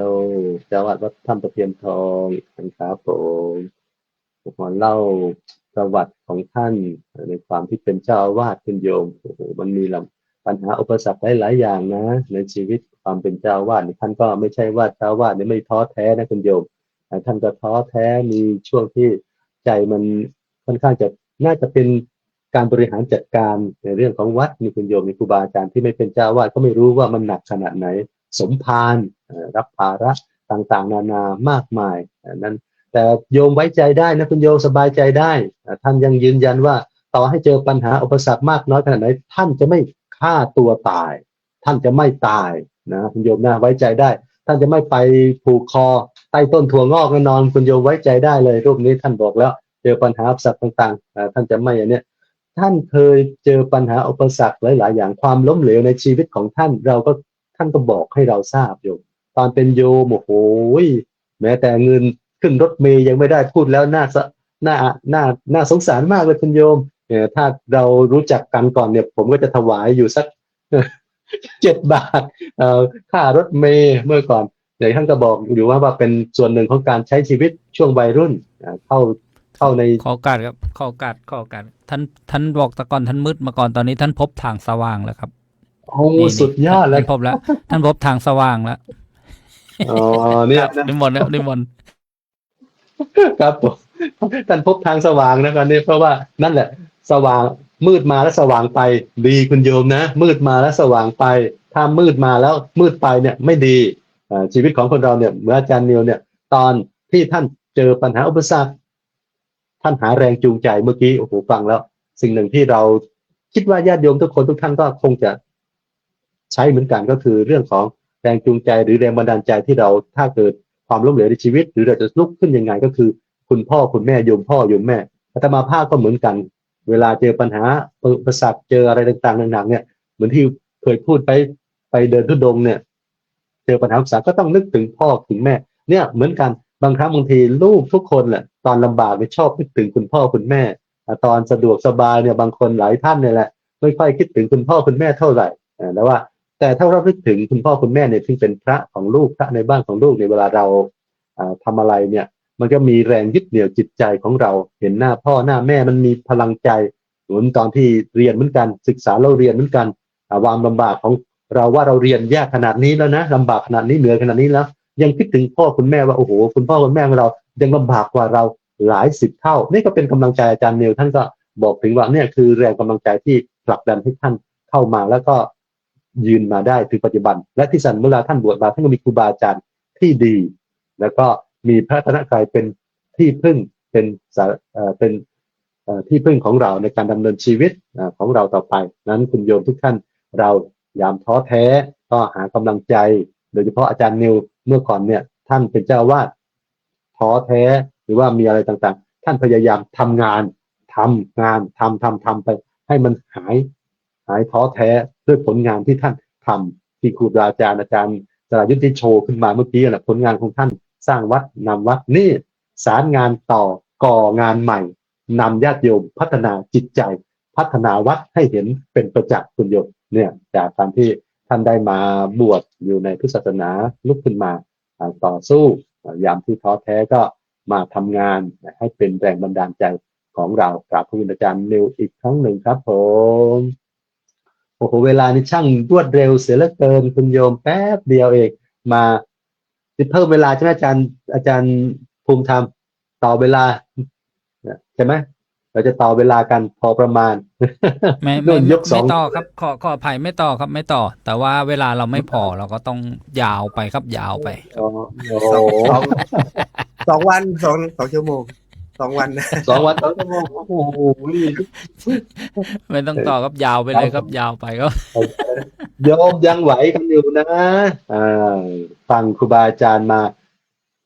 อย่างต่อเนื่องนั้นเรื่องของยามท้อแท้หรือว่าอย่าเพิ่งท้อแท้ในวันที่เราล้มอย่าตรอมตรมในวันที่เราล้าให้กำลังใจกับโยมทุกคนทุกท่านในชีวิตของพวกเราประสบพบเจอปัญหาอุปสรรคต่างๆล้มบ้างเราพยายามลุกขึ้นมา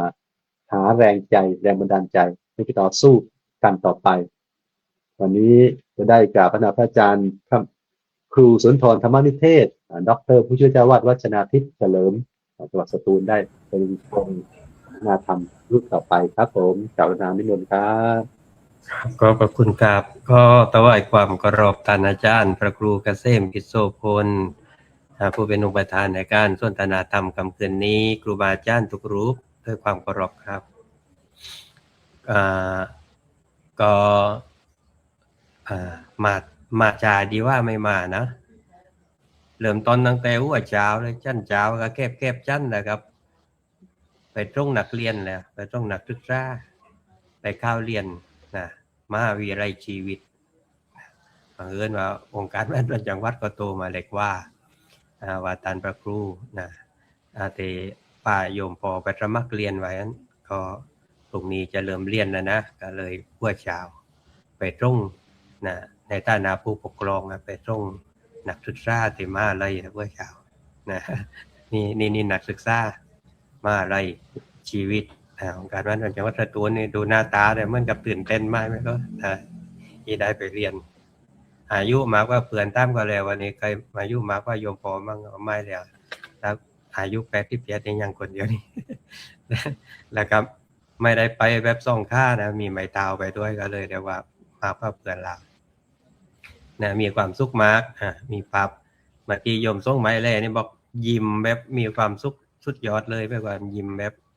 เต็มทีเลยนะเจ้าหน้าที่บอกช่วยเนี่ยว่าจะเอาไปนี่พ่อไปนะ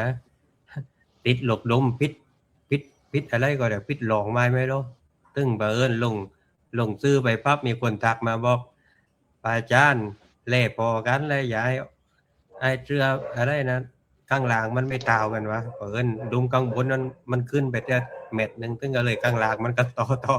เลยเสื้อทางใจเสื้อข้างล่างมันก็เลยไม่ตาวกันก็เลยปรับไปอีกรอบนึงแล้วนะครับเพราะให้ไปใส่ดมไว้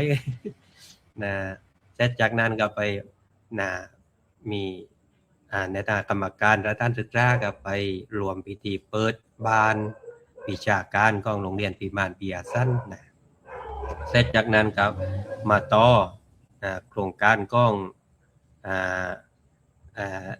โครงการของสถานพินิจสถานพินิจของทางเทศบาลเขาจัดนะแล้วก็เสร็จจากนั้นก็วันนี้ก็มุ่นไว้กันลาวไปเจริญพุทธมนต์ที่บ้านนะจอจงด้วยว่าต้องตันประคูต้องไปเลยไปลาวเสร็จจากนั้นลาวก็จวงบ่ายจวงบ่ายก็มุ่นต่อก็เครือข่ายองค์กรหนวดลาวมุ่นไปเป็นผู้ให้คำแนะนำอะไรต่างๆนะเสร็จจากนั้นครับไปต่อลาวนะไล่กิจกรรมมาเพิ่งกลับมาถึงก็มีงานดรอปอยู่ที่วัดขึ้นรุ่นตายแล้วนะก็เลยไปนั่งในเจ้าภาพก็ได้เห็นได้ไปใจเสร็จเองได้เก็บมารายการก็ขออภัยครูบาอาจารย์ทุกรูปด้วยฟังแล้วก็ในเรื่องของคำว่ายาต่อแต่ในวันที่ลมยาพร้อมร่มในวันที่ลาก็เป็นประโยคเป็นคำปลอบโยนปลอบโยนแล้วก็เตือนสติให้คนเราได้เข้าใจธรรมชาติของชีวิตนะว่าการลมหรือการลาเนี่ยมันเป็นส่วนหนึ่งของการเดินทางนะเมื่อที่ท่านอาจารย์ปฏิการสุรชาติเนี่ยเดินทางคงจะลาและระยะทางมันไม่ใจแก่ๆนะผมก็เคยเดินจากหน้าธรรมราชตรงนั้นตอนข้ามมันรอรถเมล์อยู่ตั้งแต่ตี6วันเย็นจนตี9หัวค่ำยังไม่ได้ขึ้นรถที3 ชั่วโมงตีนั่งก็ไม่ได้นั่งเพราะว่าก็จ้องนอนได้แล้วแต่ก่อนนี่ก็ไม่ได้จัดระเบียบเลยก็เลยยืนย่อเข้าทรายที่ย่อเข้าขวาที่นะหมายเห็นว่าไม่ได้ขึ้นรถแล้วก็ตัดสินใจเดินว่ากันนั้นว่างอีกตึงวัดเกเตียงกืน นะแล้วป้านนาอะไรเด็กก็กาลาโอเกอะไรกันแล้วก็ว่าหลวงพี่ไม่ลองเข้ามาแวะดูหน่อยหรอไอ้จ๊ะใจเลยไม่แหม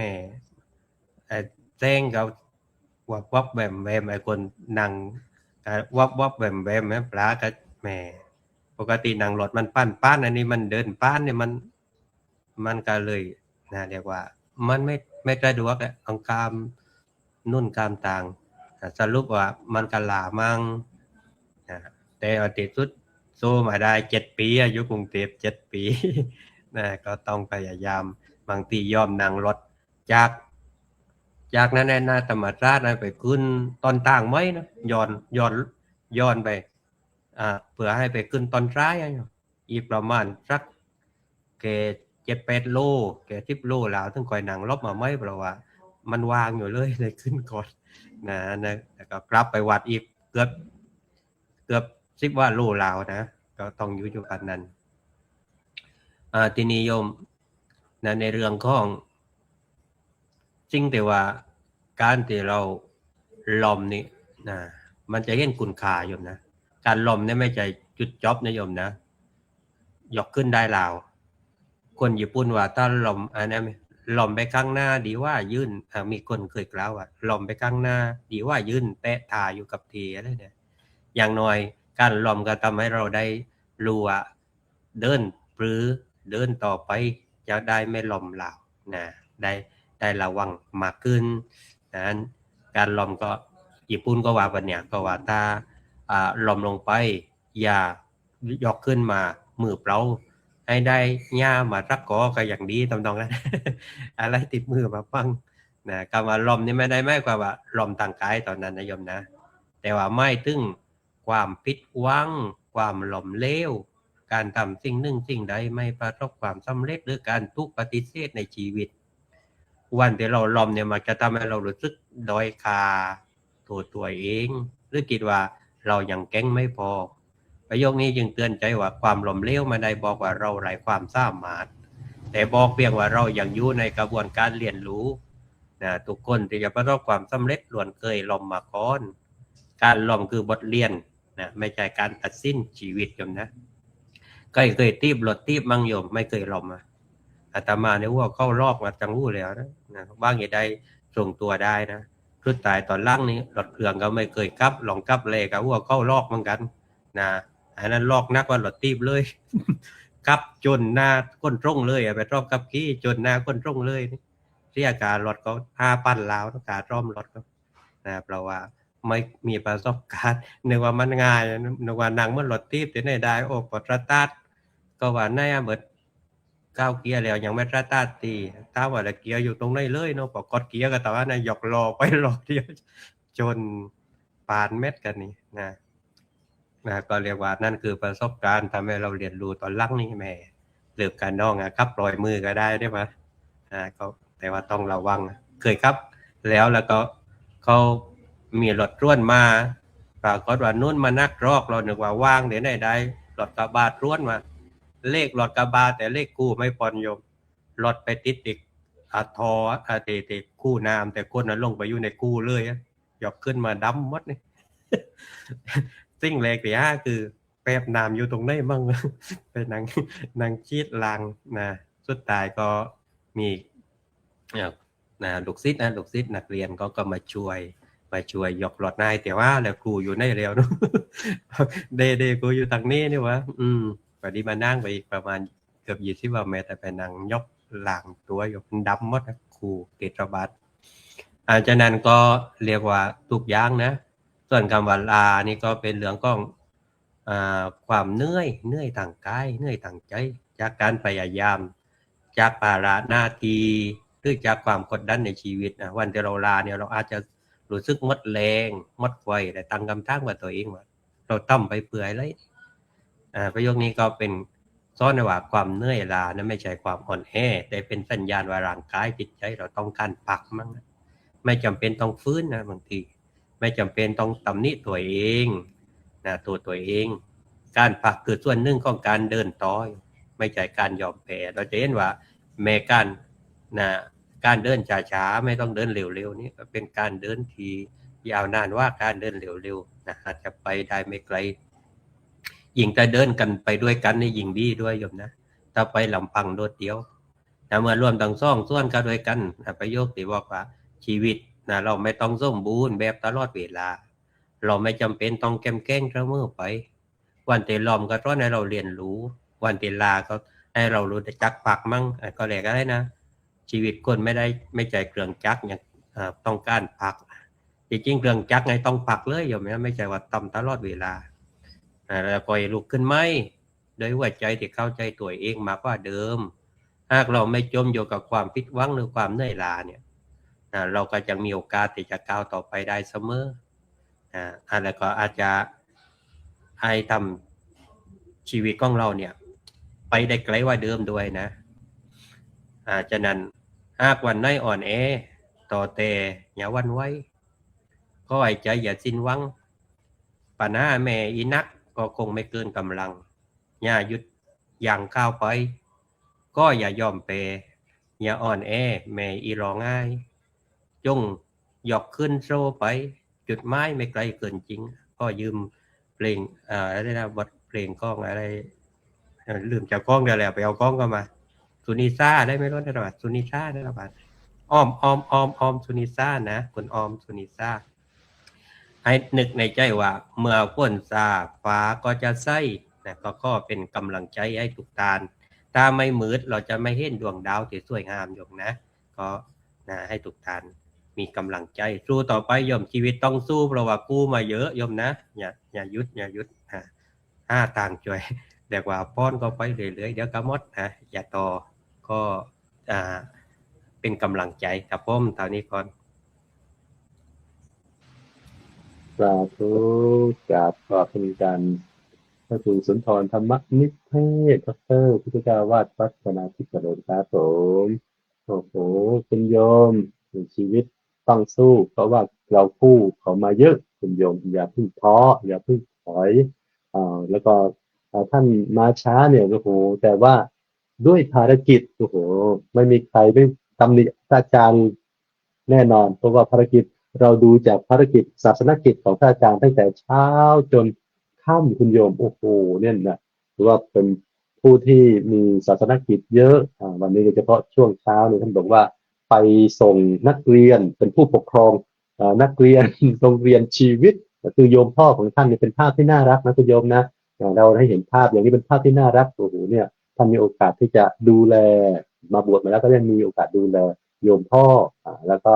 มีโอกาสที่จะเป็นผู้ปกครองโยมพ่อ ส่งให้โยมพ่อไปเรียนในโรงเรียนชีวิตของท่านแล้วก็สิ่งสำคัญเห็นศาสนกิจของพระอาจารย์เนี่ยรู้สึกจะเหนื่อยท้อเหมือนกันแต่ท่านก็มีกำลังใจนะคุณโยมนะที่จะทำงานพระศาสนาของเราแล้วก็สิ่งที่สำคัญการล้มคือบทเรียนการล้มคือการเรียนรู้โยมท่านให้คำคมของเราไม่ใช่ความล้มเหลวของชีวิตโอ้โหมันสิ่งที่เราน่าจะเตือนใจของเราเนี่ยการที่เราล้มหรือว่าประสบความล้มเหลวจากปัญหาต่างๆในชีวิตของเราทุกๆอย่างนะคุณโยมนั่นก็คือเป็นเรื่องของการเรียนรู้มองเป็นครูที่จะสอนเราที่เราจะสามารถที่จะลุกขึ้นแล้วก็ต่อสู้ต่อไปเป็นความล้มเหลวที่เราเจอในวันนี้ที่เราล้มวันนี้อาจจะเป็นจุดเริ่มต้นที่จะนำไปสู่ความสำเร็จในวันข้างหน้าของเราได้บางครั้งที่อาจจะช้าไปและสุดท้ายท่านจบเรื่องอะไรเมื่อกี้ท่านผมก็คิดว่าเมื่อกี้เพลงของนี้เป็นเพลงที่ผมชอบมากเหมือนกันนะท่านอาจารย์เพลงอย่ายอมแพ้ของอ้อมสุนิสาสุขบุญสังคุณโยมเคยฟังไหมครับเป็นวัยรุ่นยุค80 90เนี่ยน่าจะเคยจริงๆผมคิดว่าอาจารย์พระครูเกษมพิโสพลเนี่ยไม่น่าจะเท่าไหร่อาจารย์พระครูสุนทรธรรมนิเทศก็ยังจำได้เนี่ยอาจารย์สรายุทธเนี่ยน่าจะทันเนี่ยอาจารย์มหาอุดมพรอาจารย์มหาภูมิธรรมอย่างเนี้ยเนี่ยยุคนี้แหละคุณโยมมีวรรคหนึ่งที่ผม อย่าขอโอกาสอย่าพูดดังครับเดี๋ยวเขารู้ว่าแก่ครับ อ๋อ ผมพูดไม่ดังแล้วนะเนี่ย เพลงตัวนี้เนี่ยผมก็เป็นเพลงที่ประจำใจผมเหมือนกันเมื่อก่อนเวลาผมเหนื่อยท้ออะไรเนี่ยผมจะใช้เพลงนี้ที่อาจารย์พูดถึงเมื่อกี้ถ้าให้อาจารย์สรายุทธเกริ่นเดี๋ยวอาจารย์สมมติร้องก็ได้จะเพราะนะอาจารย์นะหากวันใดอ่อนแอท้อแท้อย่าหวั่นไหวขอให้ใจอย่าสิ้นหวังปัญหาแม้จะหนักก็คงไม่เกินกำลังอย่าหยุดยั้งก้าวไปโอ้โหจุดนี้เนี่ยแล้วก็ขออย่ายอมแพ้อะไรเนี่ยสุดยอดครับตรงนี้คือเป็นสิ่งหนึ่งที่เราเอามาเป็นกำลังใจได้จากบทเพลง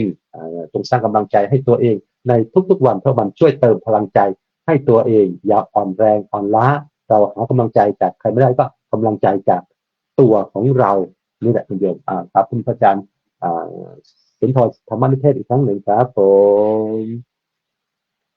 อันดับต่อไปจะได้กราบพระธนาพระอาจารย์มหาภูมิธรรมภูมิปาโลผู้ที่ตั้งกระทู้ทำในวันนี้ให้ท่านได้มาขยี้ให้เห็น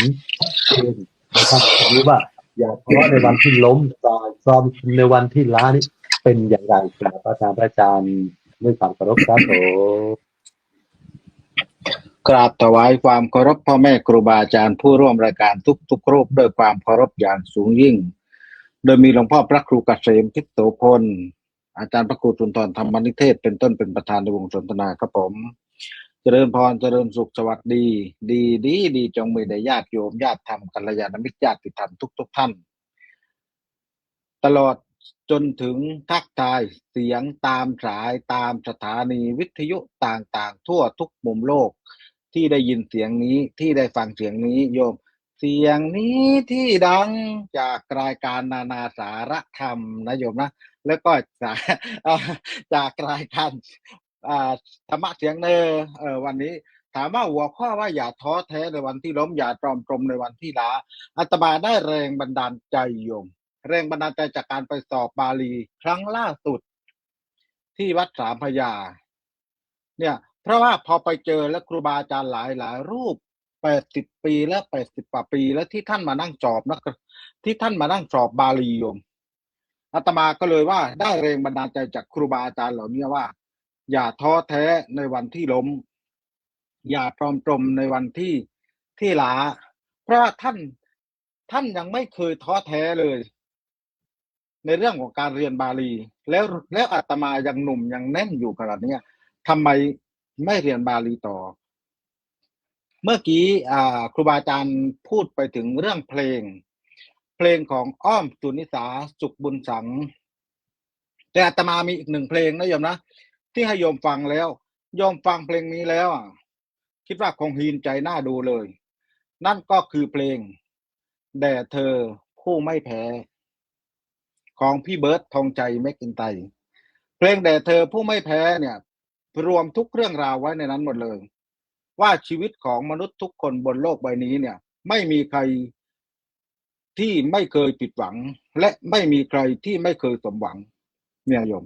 เพราะฉะนั้นหัวข้อวันนี้ครูบาอาจารย์ทุกรูปขยี้ไปหมดแล้วอาตมาจะมาพูดในเรื่องของ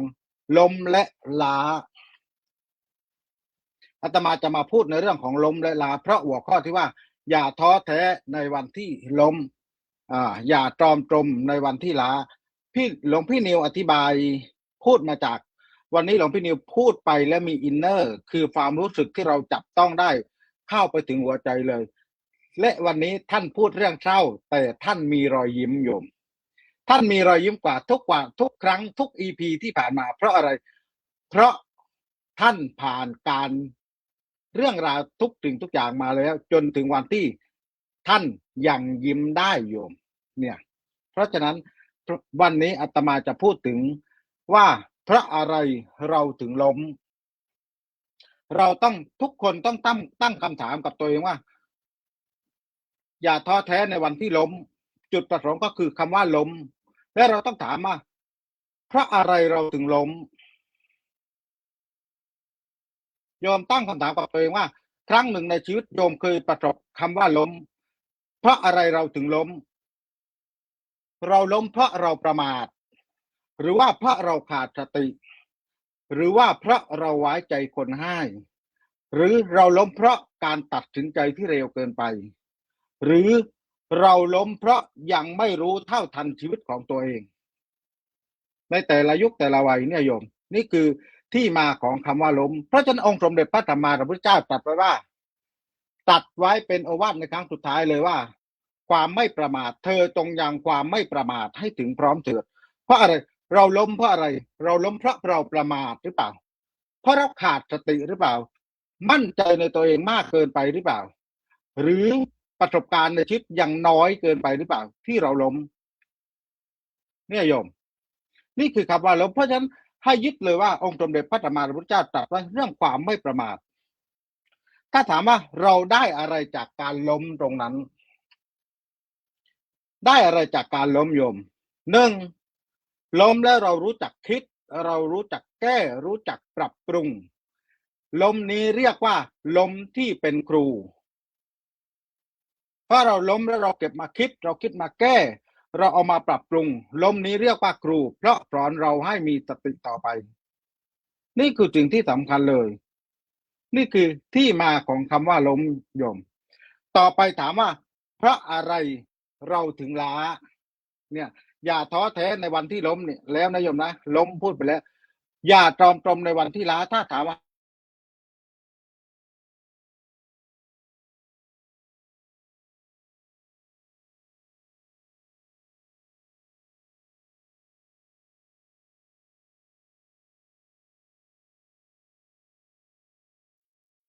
อล้มล้มเรื่องล้มนี่พูดไปแล้วนะโยมนะต่อไปถ้าว่าล้า เพราะอะไรเราถึงล้าโยมว่าเพราะอะไรเราถึงล้าเพราะเราแบกภาระมากเกินไปหรือเปล่า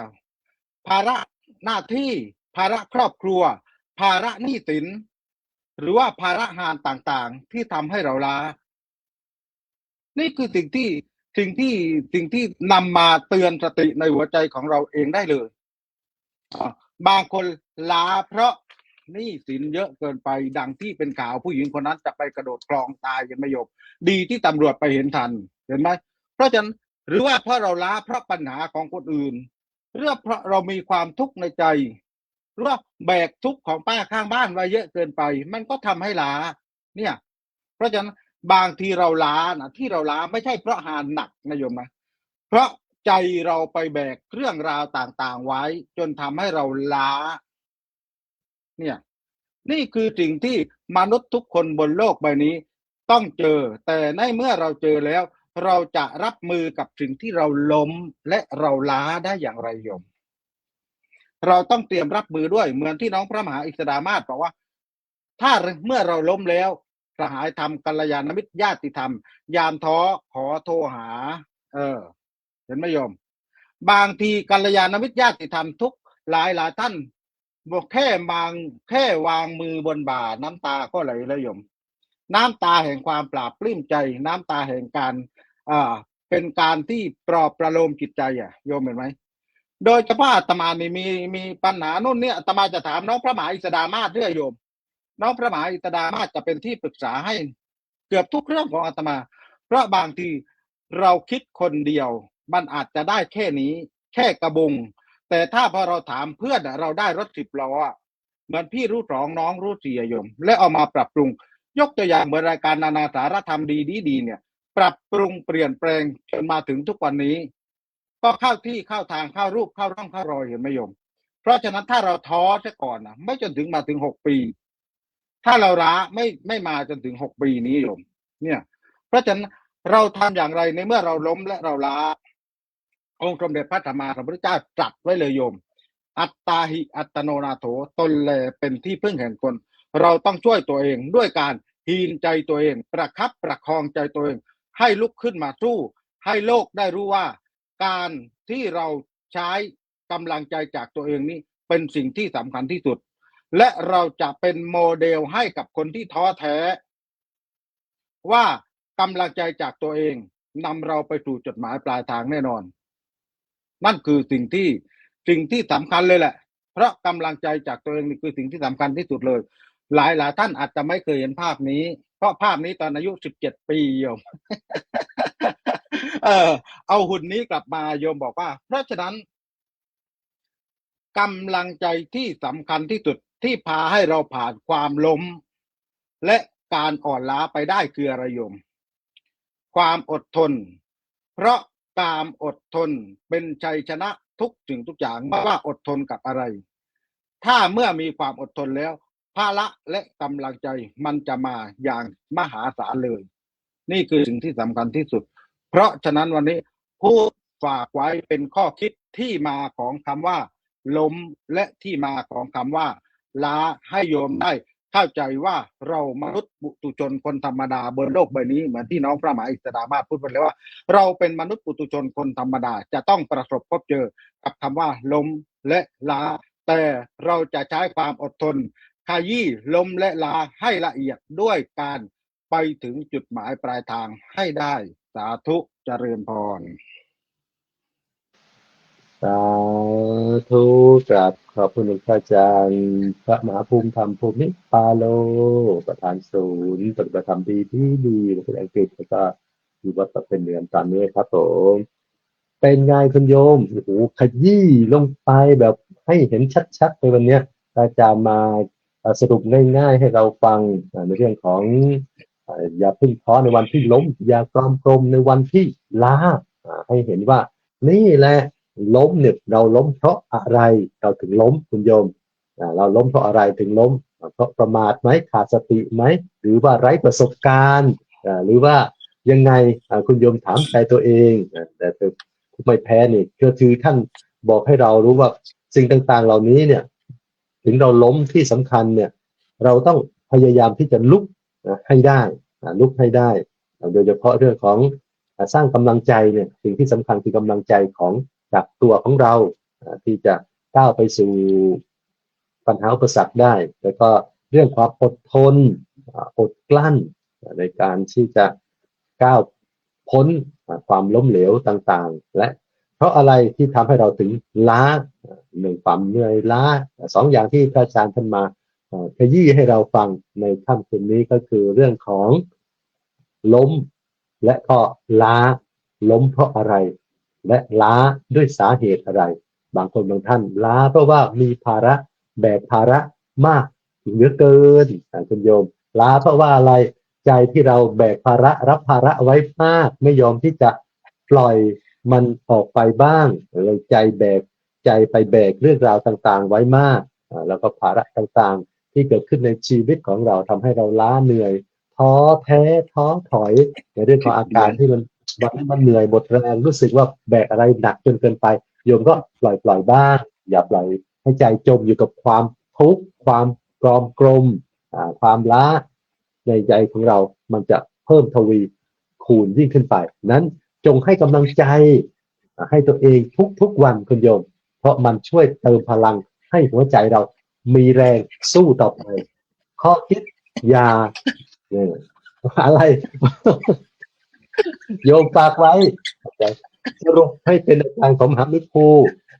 อย่าที่จะยอมแพ้อย่าที่จะท้อแท้กับชีวิตอย่าคิดหนีปัญหาอย่าแคร์คำนินทา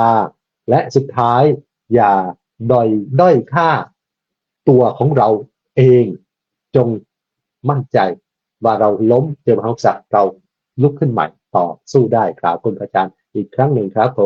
มโอ้โหดูเวลาแล้วตอนนี้ก็ชั้นชิดรอบที่สองจะได้ให้ครูบาอาจารย์ได้สรุปเป็นข้อเด็ดในเรื่องของอย่าเพิ่งท้อในวันที่ล้มอย่าท้อในแท้ในวันที่ล้มอย่าตรอมตรมในวันที่ล้าเนี่ยให้ญาติโยมได้ฟังรูปแรกกับปรารถนาพระอาจารย์พระครูสุนทรธรรมนิเทศครับผมในรอบที่สองกับครับผม ก้าวแรกที่พลัดพลั้งอย่างก้าวหลังที่มั่นใจก้าวต่อไปด้วยก้าวใหม่ที่มั่นคงขอเป็นกำลังใจให้ทุกท่านทุกคนครับสาธุนิมนต์รูปที่สองพระอาจารย์มหาอุดมพรอุตตมวโรครับผม ครับก็ขอโอกาสนะครับต้องน้อมนำคำของหลวงพ่อหลวงตาแพ้เยื่อไม้หมากฮดเวลาเดินยังต้องคิดหมากชีวิตถ้าไม่คิดแล้วจะเดินได้ยังไงชีวิตเปรียบเสมือนกับการเดินทางครับบางช่วงก็เป็นทางลาบบางช่วงก็เป็นทางชันบางครั้งอาจจะสะดุดล้มบางทีอาจจะมีเรี่ยวมีแรงกำลังเยอะบางทีก็เหนื่อยจนอยากพักแต่ตราบใดที่เรายังมีกำลังใจอยู่เราก็แล้วก็ไม่หยุดที่จะก้าวเดินนะครับความหวังความสำเร็จมันก็จะรอเราอยู่นะครับดังนั้นว่าไม่ว่าเราจะล้มเหลวสักกี่ครั้งนะครับจะเหน็ดเหนื่อยสักเพียงไหนแต่มันคือเป็นของที่คู่กับชีวิตอยู่ตลอดเวลาครับแต่สิ่งหนึ่งที่เราจะใช้ชีวิตอยู่กับมันได้ยังไงนะเราจะใช้ชีวิตอยู่กับความล้มเหลวได้ยังไงใช้ชีวิตอยู่กับความอ่อนล้าเหนื่อยล้าท้อแท้ได้ยังไงมันต้องมีคู่มือในการดำเนินชีวิตนะฮะก็มีเนี่ยครับคู่มือชีวิตก็คือหลักธรรมของพระพุทธศาสนานะครับใช้ชีวิตจะทำอะไรก็ตามแต่เราก็ต้องมีหลักในการย่ำในการเดินในการคิดพิจารณาแต่ต้องนะครับในหลักพระพุทธศาสนาสอนไว้เยอะมากนั้นก็เลยขอเชิญชวนญาติโยมในโอกาสนี้นะครับลองหันมาลองศึกษาธรรมะจากพระพุทธศาสนาดูเสียบ้างนะฮะชีวิตที่เคยรุ่มดอนเหนื่อยล้าบางทีมันอาจจะมีทางออกนะครับโดยที่เราไม่ต้องไปพึ่งใครก็ได้เราหาทางออกด้วยตัวเราเองวันนี้ก็เลยฝากไว้ครับสาธุครับกับมุขการพระมหาอุดมพรครับผมนิมนต์พระอาจารย์ท่านธิการสุรชาติกิติปาโลวัดธรรมเพียรทองครับผม ก ราบถวายความเคารพครูบาอาจารย์อีกรอบนะครับ ก็สำหรับคนที่กำลังท้อแท้ก็พยายามหากำลังใจญาติโยมทั้งหลาย เราเหนื่อยเราก็พัก เหนื่อยแค่ไหนก็นั่งพักก่อนเขาบอกว่าชีวิตนี้มีหลากมากปัญหา ยามโรยลารับรู้ต้องอยู่ไหวรอให้ฟ้าหลังฝนทนทำไปเมื่อฟ้าใสใหม่มาถึงคาเรา เชื่อว่าทุกคนจะต้องยืนหยัดแล้วก็พบแสงสว่างหรือว่าสิ่งที่เราปรารถนาแน่นอนขอแค่เราวันนี้สู้ต่อไปญาติโยมทั้งหลายให้เราท่องเอาไว้ว่าสู้กู้มามากก็ต้องสู้ให้ไหวญาติโยมทั้งหลายขอบคุณครับ สาธุครับการพัฒนาพระอาจารย์มหาอิสรมาศพระเจ้าวันโนครับผม ครับในรอบสรุป หัวใจของผู้ไม่แพ้ ยอมรับยอมเรียนยอมเปลี่ยนแปลง ยอมรับความจริงไม่ประวิงทิ้งโศกสัน ยอมเรียนรู้สู้แบ่งปันปัญญาหมาย ยอมเปลี่ยนแปลงแรงกดดันอันตราย สู่ผีเสื้อเฉิดฉายอย่างทรนง หากเราจะมีความอิสระเราก็ต้องเปลี่ยนแปลงสาธุครับ สาธุกราบครูอาจารย์สามารถครับการพัฒนาพระอาจารย์สรายุทธจริตสาโรครับผม ขอบพระคุณครับก็โอกาสครูบาอาจารย์เจริญพรญาติโยมท่านบอกว่าล้มแล้วลุกอาจจะได้แผลถ้าล้มเลิกอาจจะไม่ได้อะไรเลยนะชีวิตไม่สิ้นก็ดิ้นกันไปนะกรุงโรมไม่ได้สร้างเสร็จภายในวันเดียววันพระไม่ได้มีหนเดียวเดือนนึงมี4 หนโยมเอาใหม่เริ่มต้นใหม่ได้เสมอกลับไม่ได้ละกลับไปไม่แก้อะไรไม่ได้อยู่กับปัจจุบันอนาคตก็ยังไม่มานะสู้ต่อไปทาเคชิขอบพระคุณครับ สาธุครับรายการเรายังสู้ต่อไปครับผมกับพระอาจารย์มหาภูมิธรรมภูมิพันธ์โลครับผม กราบขอบพระคุณครูบาอาจารย์ทุกรูปเลยวันนี้ที่มาทานังธรรมะทานังชินาติการให้ธรรมะเป็นทานย่อมชนะการให้ทางปวงวันนี้ครูบาอาจารย์ทุกรูปได้มาให้ธรรมะเป็นทานญาติโยม FC ทุกท่านทั้งทางช่องแดงช่องฟ้าบ้านเขียวบ้านดำบ้านแดงและเสียงตามสายไปทั่วทุกมุมโลกทั้งที่เห็นภาพตรงปกก็ดีไม่ตรงเจอตัวจริงไม่ตรงปกก็ดีนะโยมนะแต่โยมก็เข้ามาตั้งใจฟังเพื่ออะไรเพื่อฟังแล้วนำไปประพฤติปฏิบัติที่สำคัญที่สุดลืมไม่ได้เลยป้าข้างบ้านเนี่ยต้องให้ป้าข้างบ้านฟังด้วยในวันนี้เพราะอะไรโยมป้าข้างบ้านบางทีอาจจะพูดจนเหนื่อยจนล้าจนท้อก็ได้เห็นไหมเพราะฉะนั้นวันนี้หัวข้อวันนี้อาตมาได้รับแรงบันดาลใจจากที่ไปสอบบาลีและเห็นครูบาอาจารย์ที่ไปสอบบาลีอายุ60 70 80 90แล้วที่ท่านยังไปสอบเพราะฉะนั้นท่านไม่ยอมที่จะล้มและไม่ยอมที่จะล้าแต่ยังทันสมัยอยู่เสมอในเรื่องของการศึกษาเล่าเรียนพระบาลีโยมนี่คือสิ่งที่ครูบาอาจารย์ได้มาพูดให้โยมฟังในวันนี้เพราะฉะนั้นล้มได้แต่อย่าท้อล้าได้แต่ห้ามถอยพักได้แต่ห้ามเลิกเดินช้าได้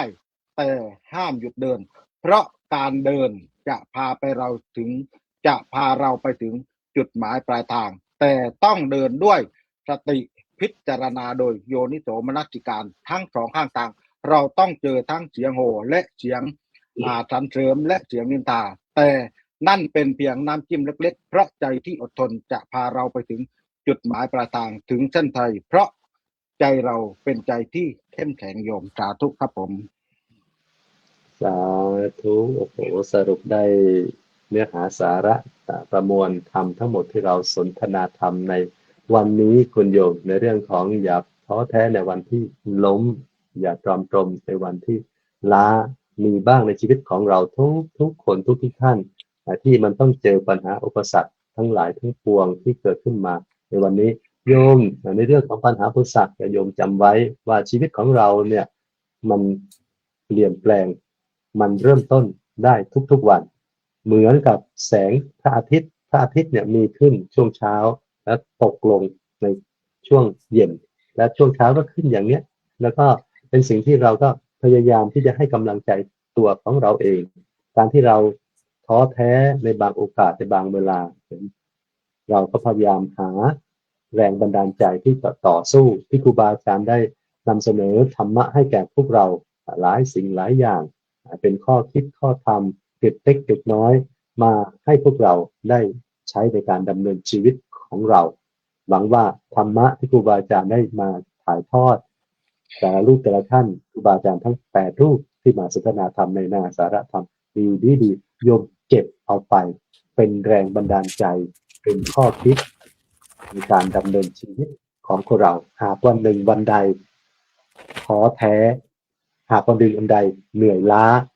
โยมอย่าลืมมาฟังธรรมของครูบาอาจารย์ที่บอกกล่าวที่กระซิบได้ผ่านรายการนาสาระธรรมดีในวันนี้นั้นไม่สำคัญว่าเราทุกคนทุกท่านเนี่ยต้องลุกขึ้นมาต่อสู้ด้วยใจที่เข้มแข็งด้วยสติด้วยปัญญาของพวกเราเพื่อจะก้าวพ้นปัญหาอุปสรรคต่างๆให้ได้นั้นวันนี้กับผมพระครูสมุสมพรยนพุทโธก็ขอโอกาสขอบคุณครูบาอาจารย์ทุกรูปแล้วก็หากมีสิ่งใดประการใดที่ผิดพลาดไปก็กราบขออภัยครูบาอาจารย์ทุกรูปเช่นเดียวกันครับและขออนุโมทนาบุญกับญาติโยมที่ยังฟังจนถึงช่วงท้ายแม้ว่ารายการของเรานี้จะต่อเวลาจนถึง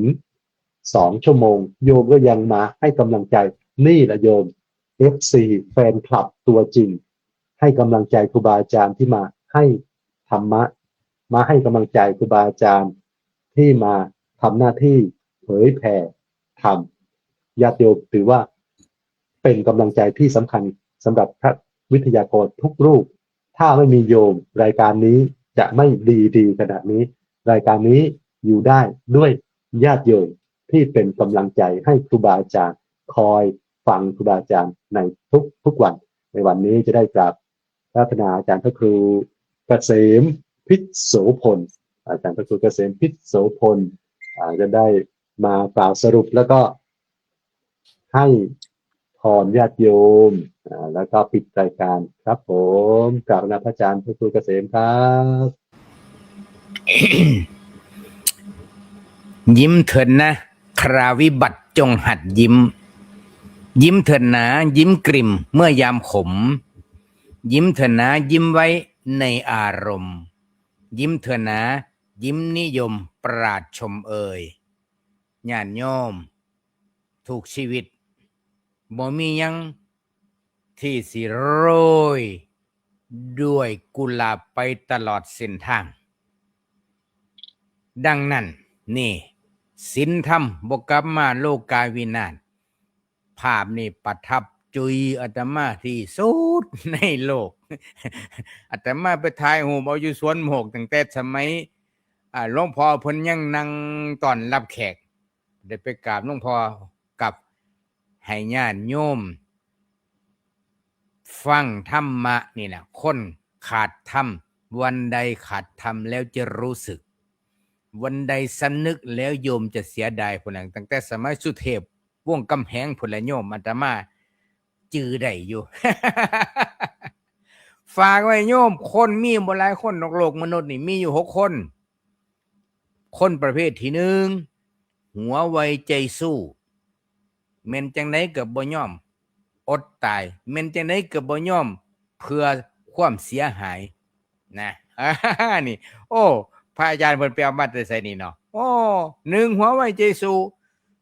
ประเภทที่2รองลงมาสิเฮ็ดหยังกันเดี๋ยวเบิ่งก่อนเบิ่งอาจารย์สลาหยุดก่อนเพิ่นสิว่าจังได๋อย่าเฝ้าเด้อนี่ประเภทรอดูทีท่าประเภทที่2ประเภทที่3บึงตาลังเล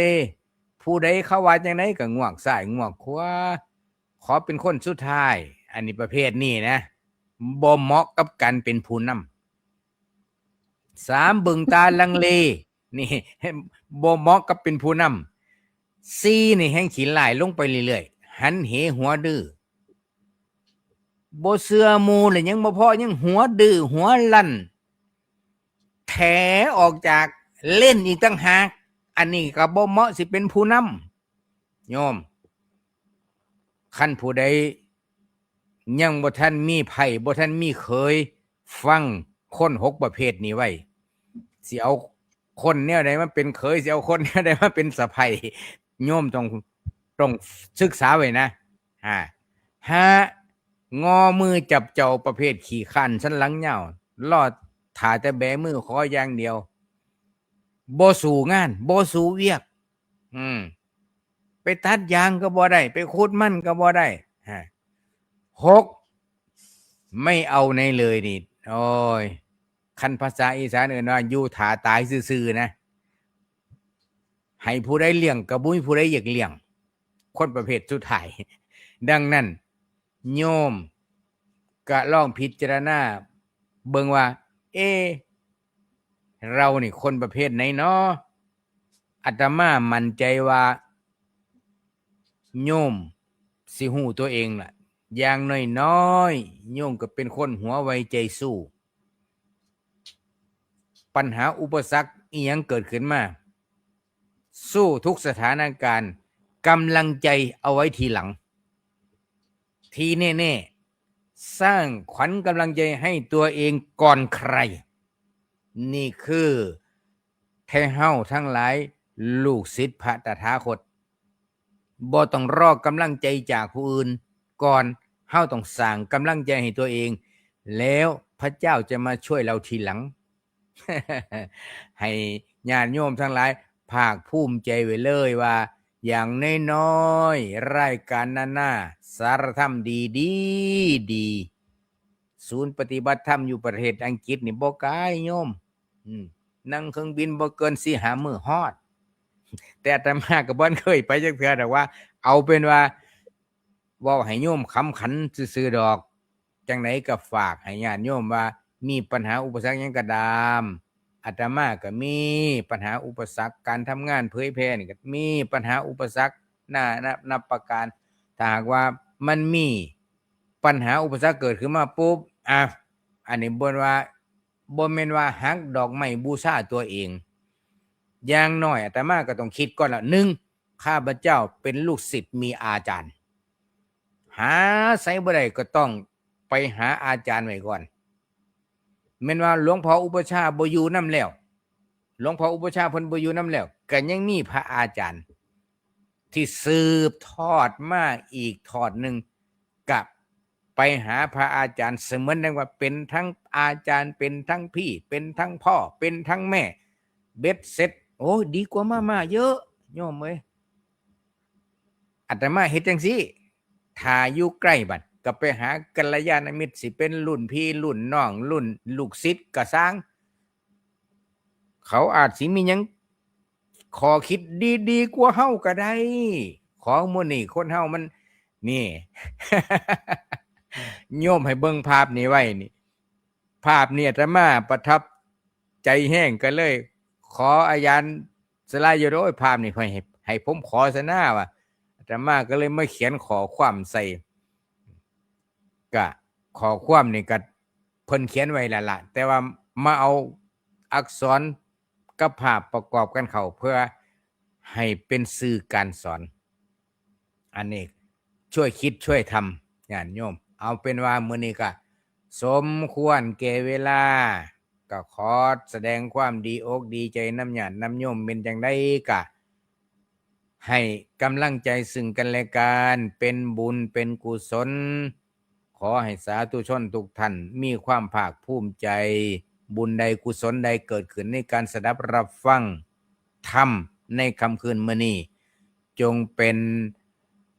พลาอานิสงส์สนับสนุนขอให้ทุกท่านทุกคนมีสุขภาพร่างกายแข็งแรงมีสุขภาพจิตอิ่มบุญมีความสุขกายสุขใจสุขหูสุขคนขอเจริญพร สาธุ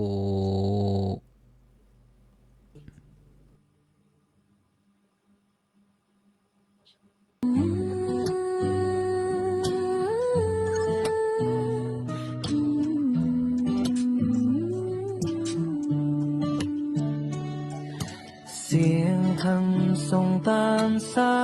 ยลอยกลางนภาเบาสบายเข้าหัวใจเปิด ดฟังเมื่อไรก็เหมือนได้พักใจนั่งยิ้มเบาๆรายการนั้นนะสาระธรรมดีสุขสันต์เพลิดเพลินธรรมศึกษาทุกนาทีความสุขความเมตตาแบ่งปันถึงกันทุกทีให้พุทธศาสนิกชนโดยทั่วกันเจริญสุขเจอตรงคำจุนโลกนี้คำสอนเก่าเล่าใหม่ใช้ได้จริงในวันนี้ทุกเรื่องราวทุกหนักก็เบาลงเบาเมื่อเปิดใจฟังแล้วลองทำดูขอให้คุณผู้ฟังทุกท่านสุขสมปรารถนาทั่วกันทุกคนยิ่งฟังยิ่งเพิ่มกุศลให้แสงธรรมส่องใจไปถึงบ้านคุณ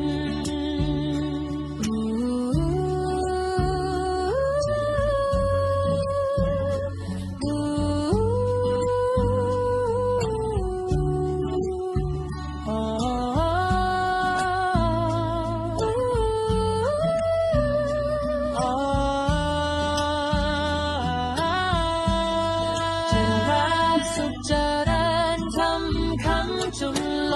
กนี้ขอให้คุณผู้ฟั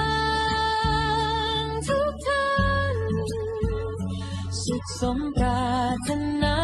ทั่วกันทุกคนยิ่งฟังยิ่งเพิ่มกุศลให้แสงธรรมส่องใจไปถึงบ้านคุณ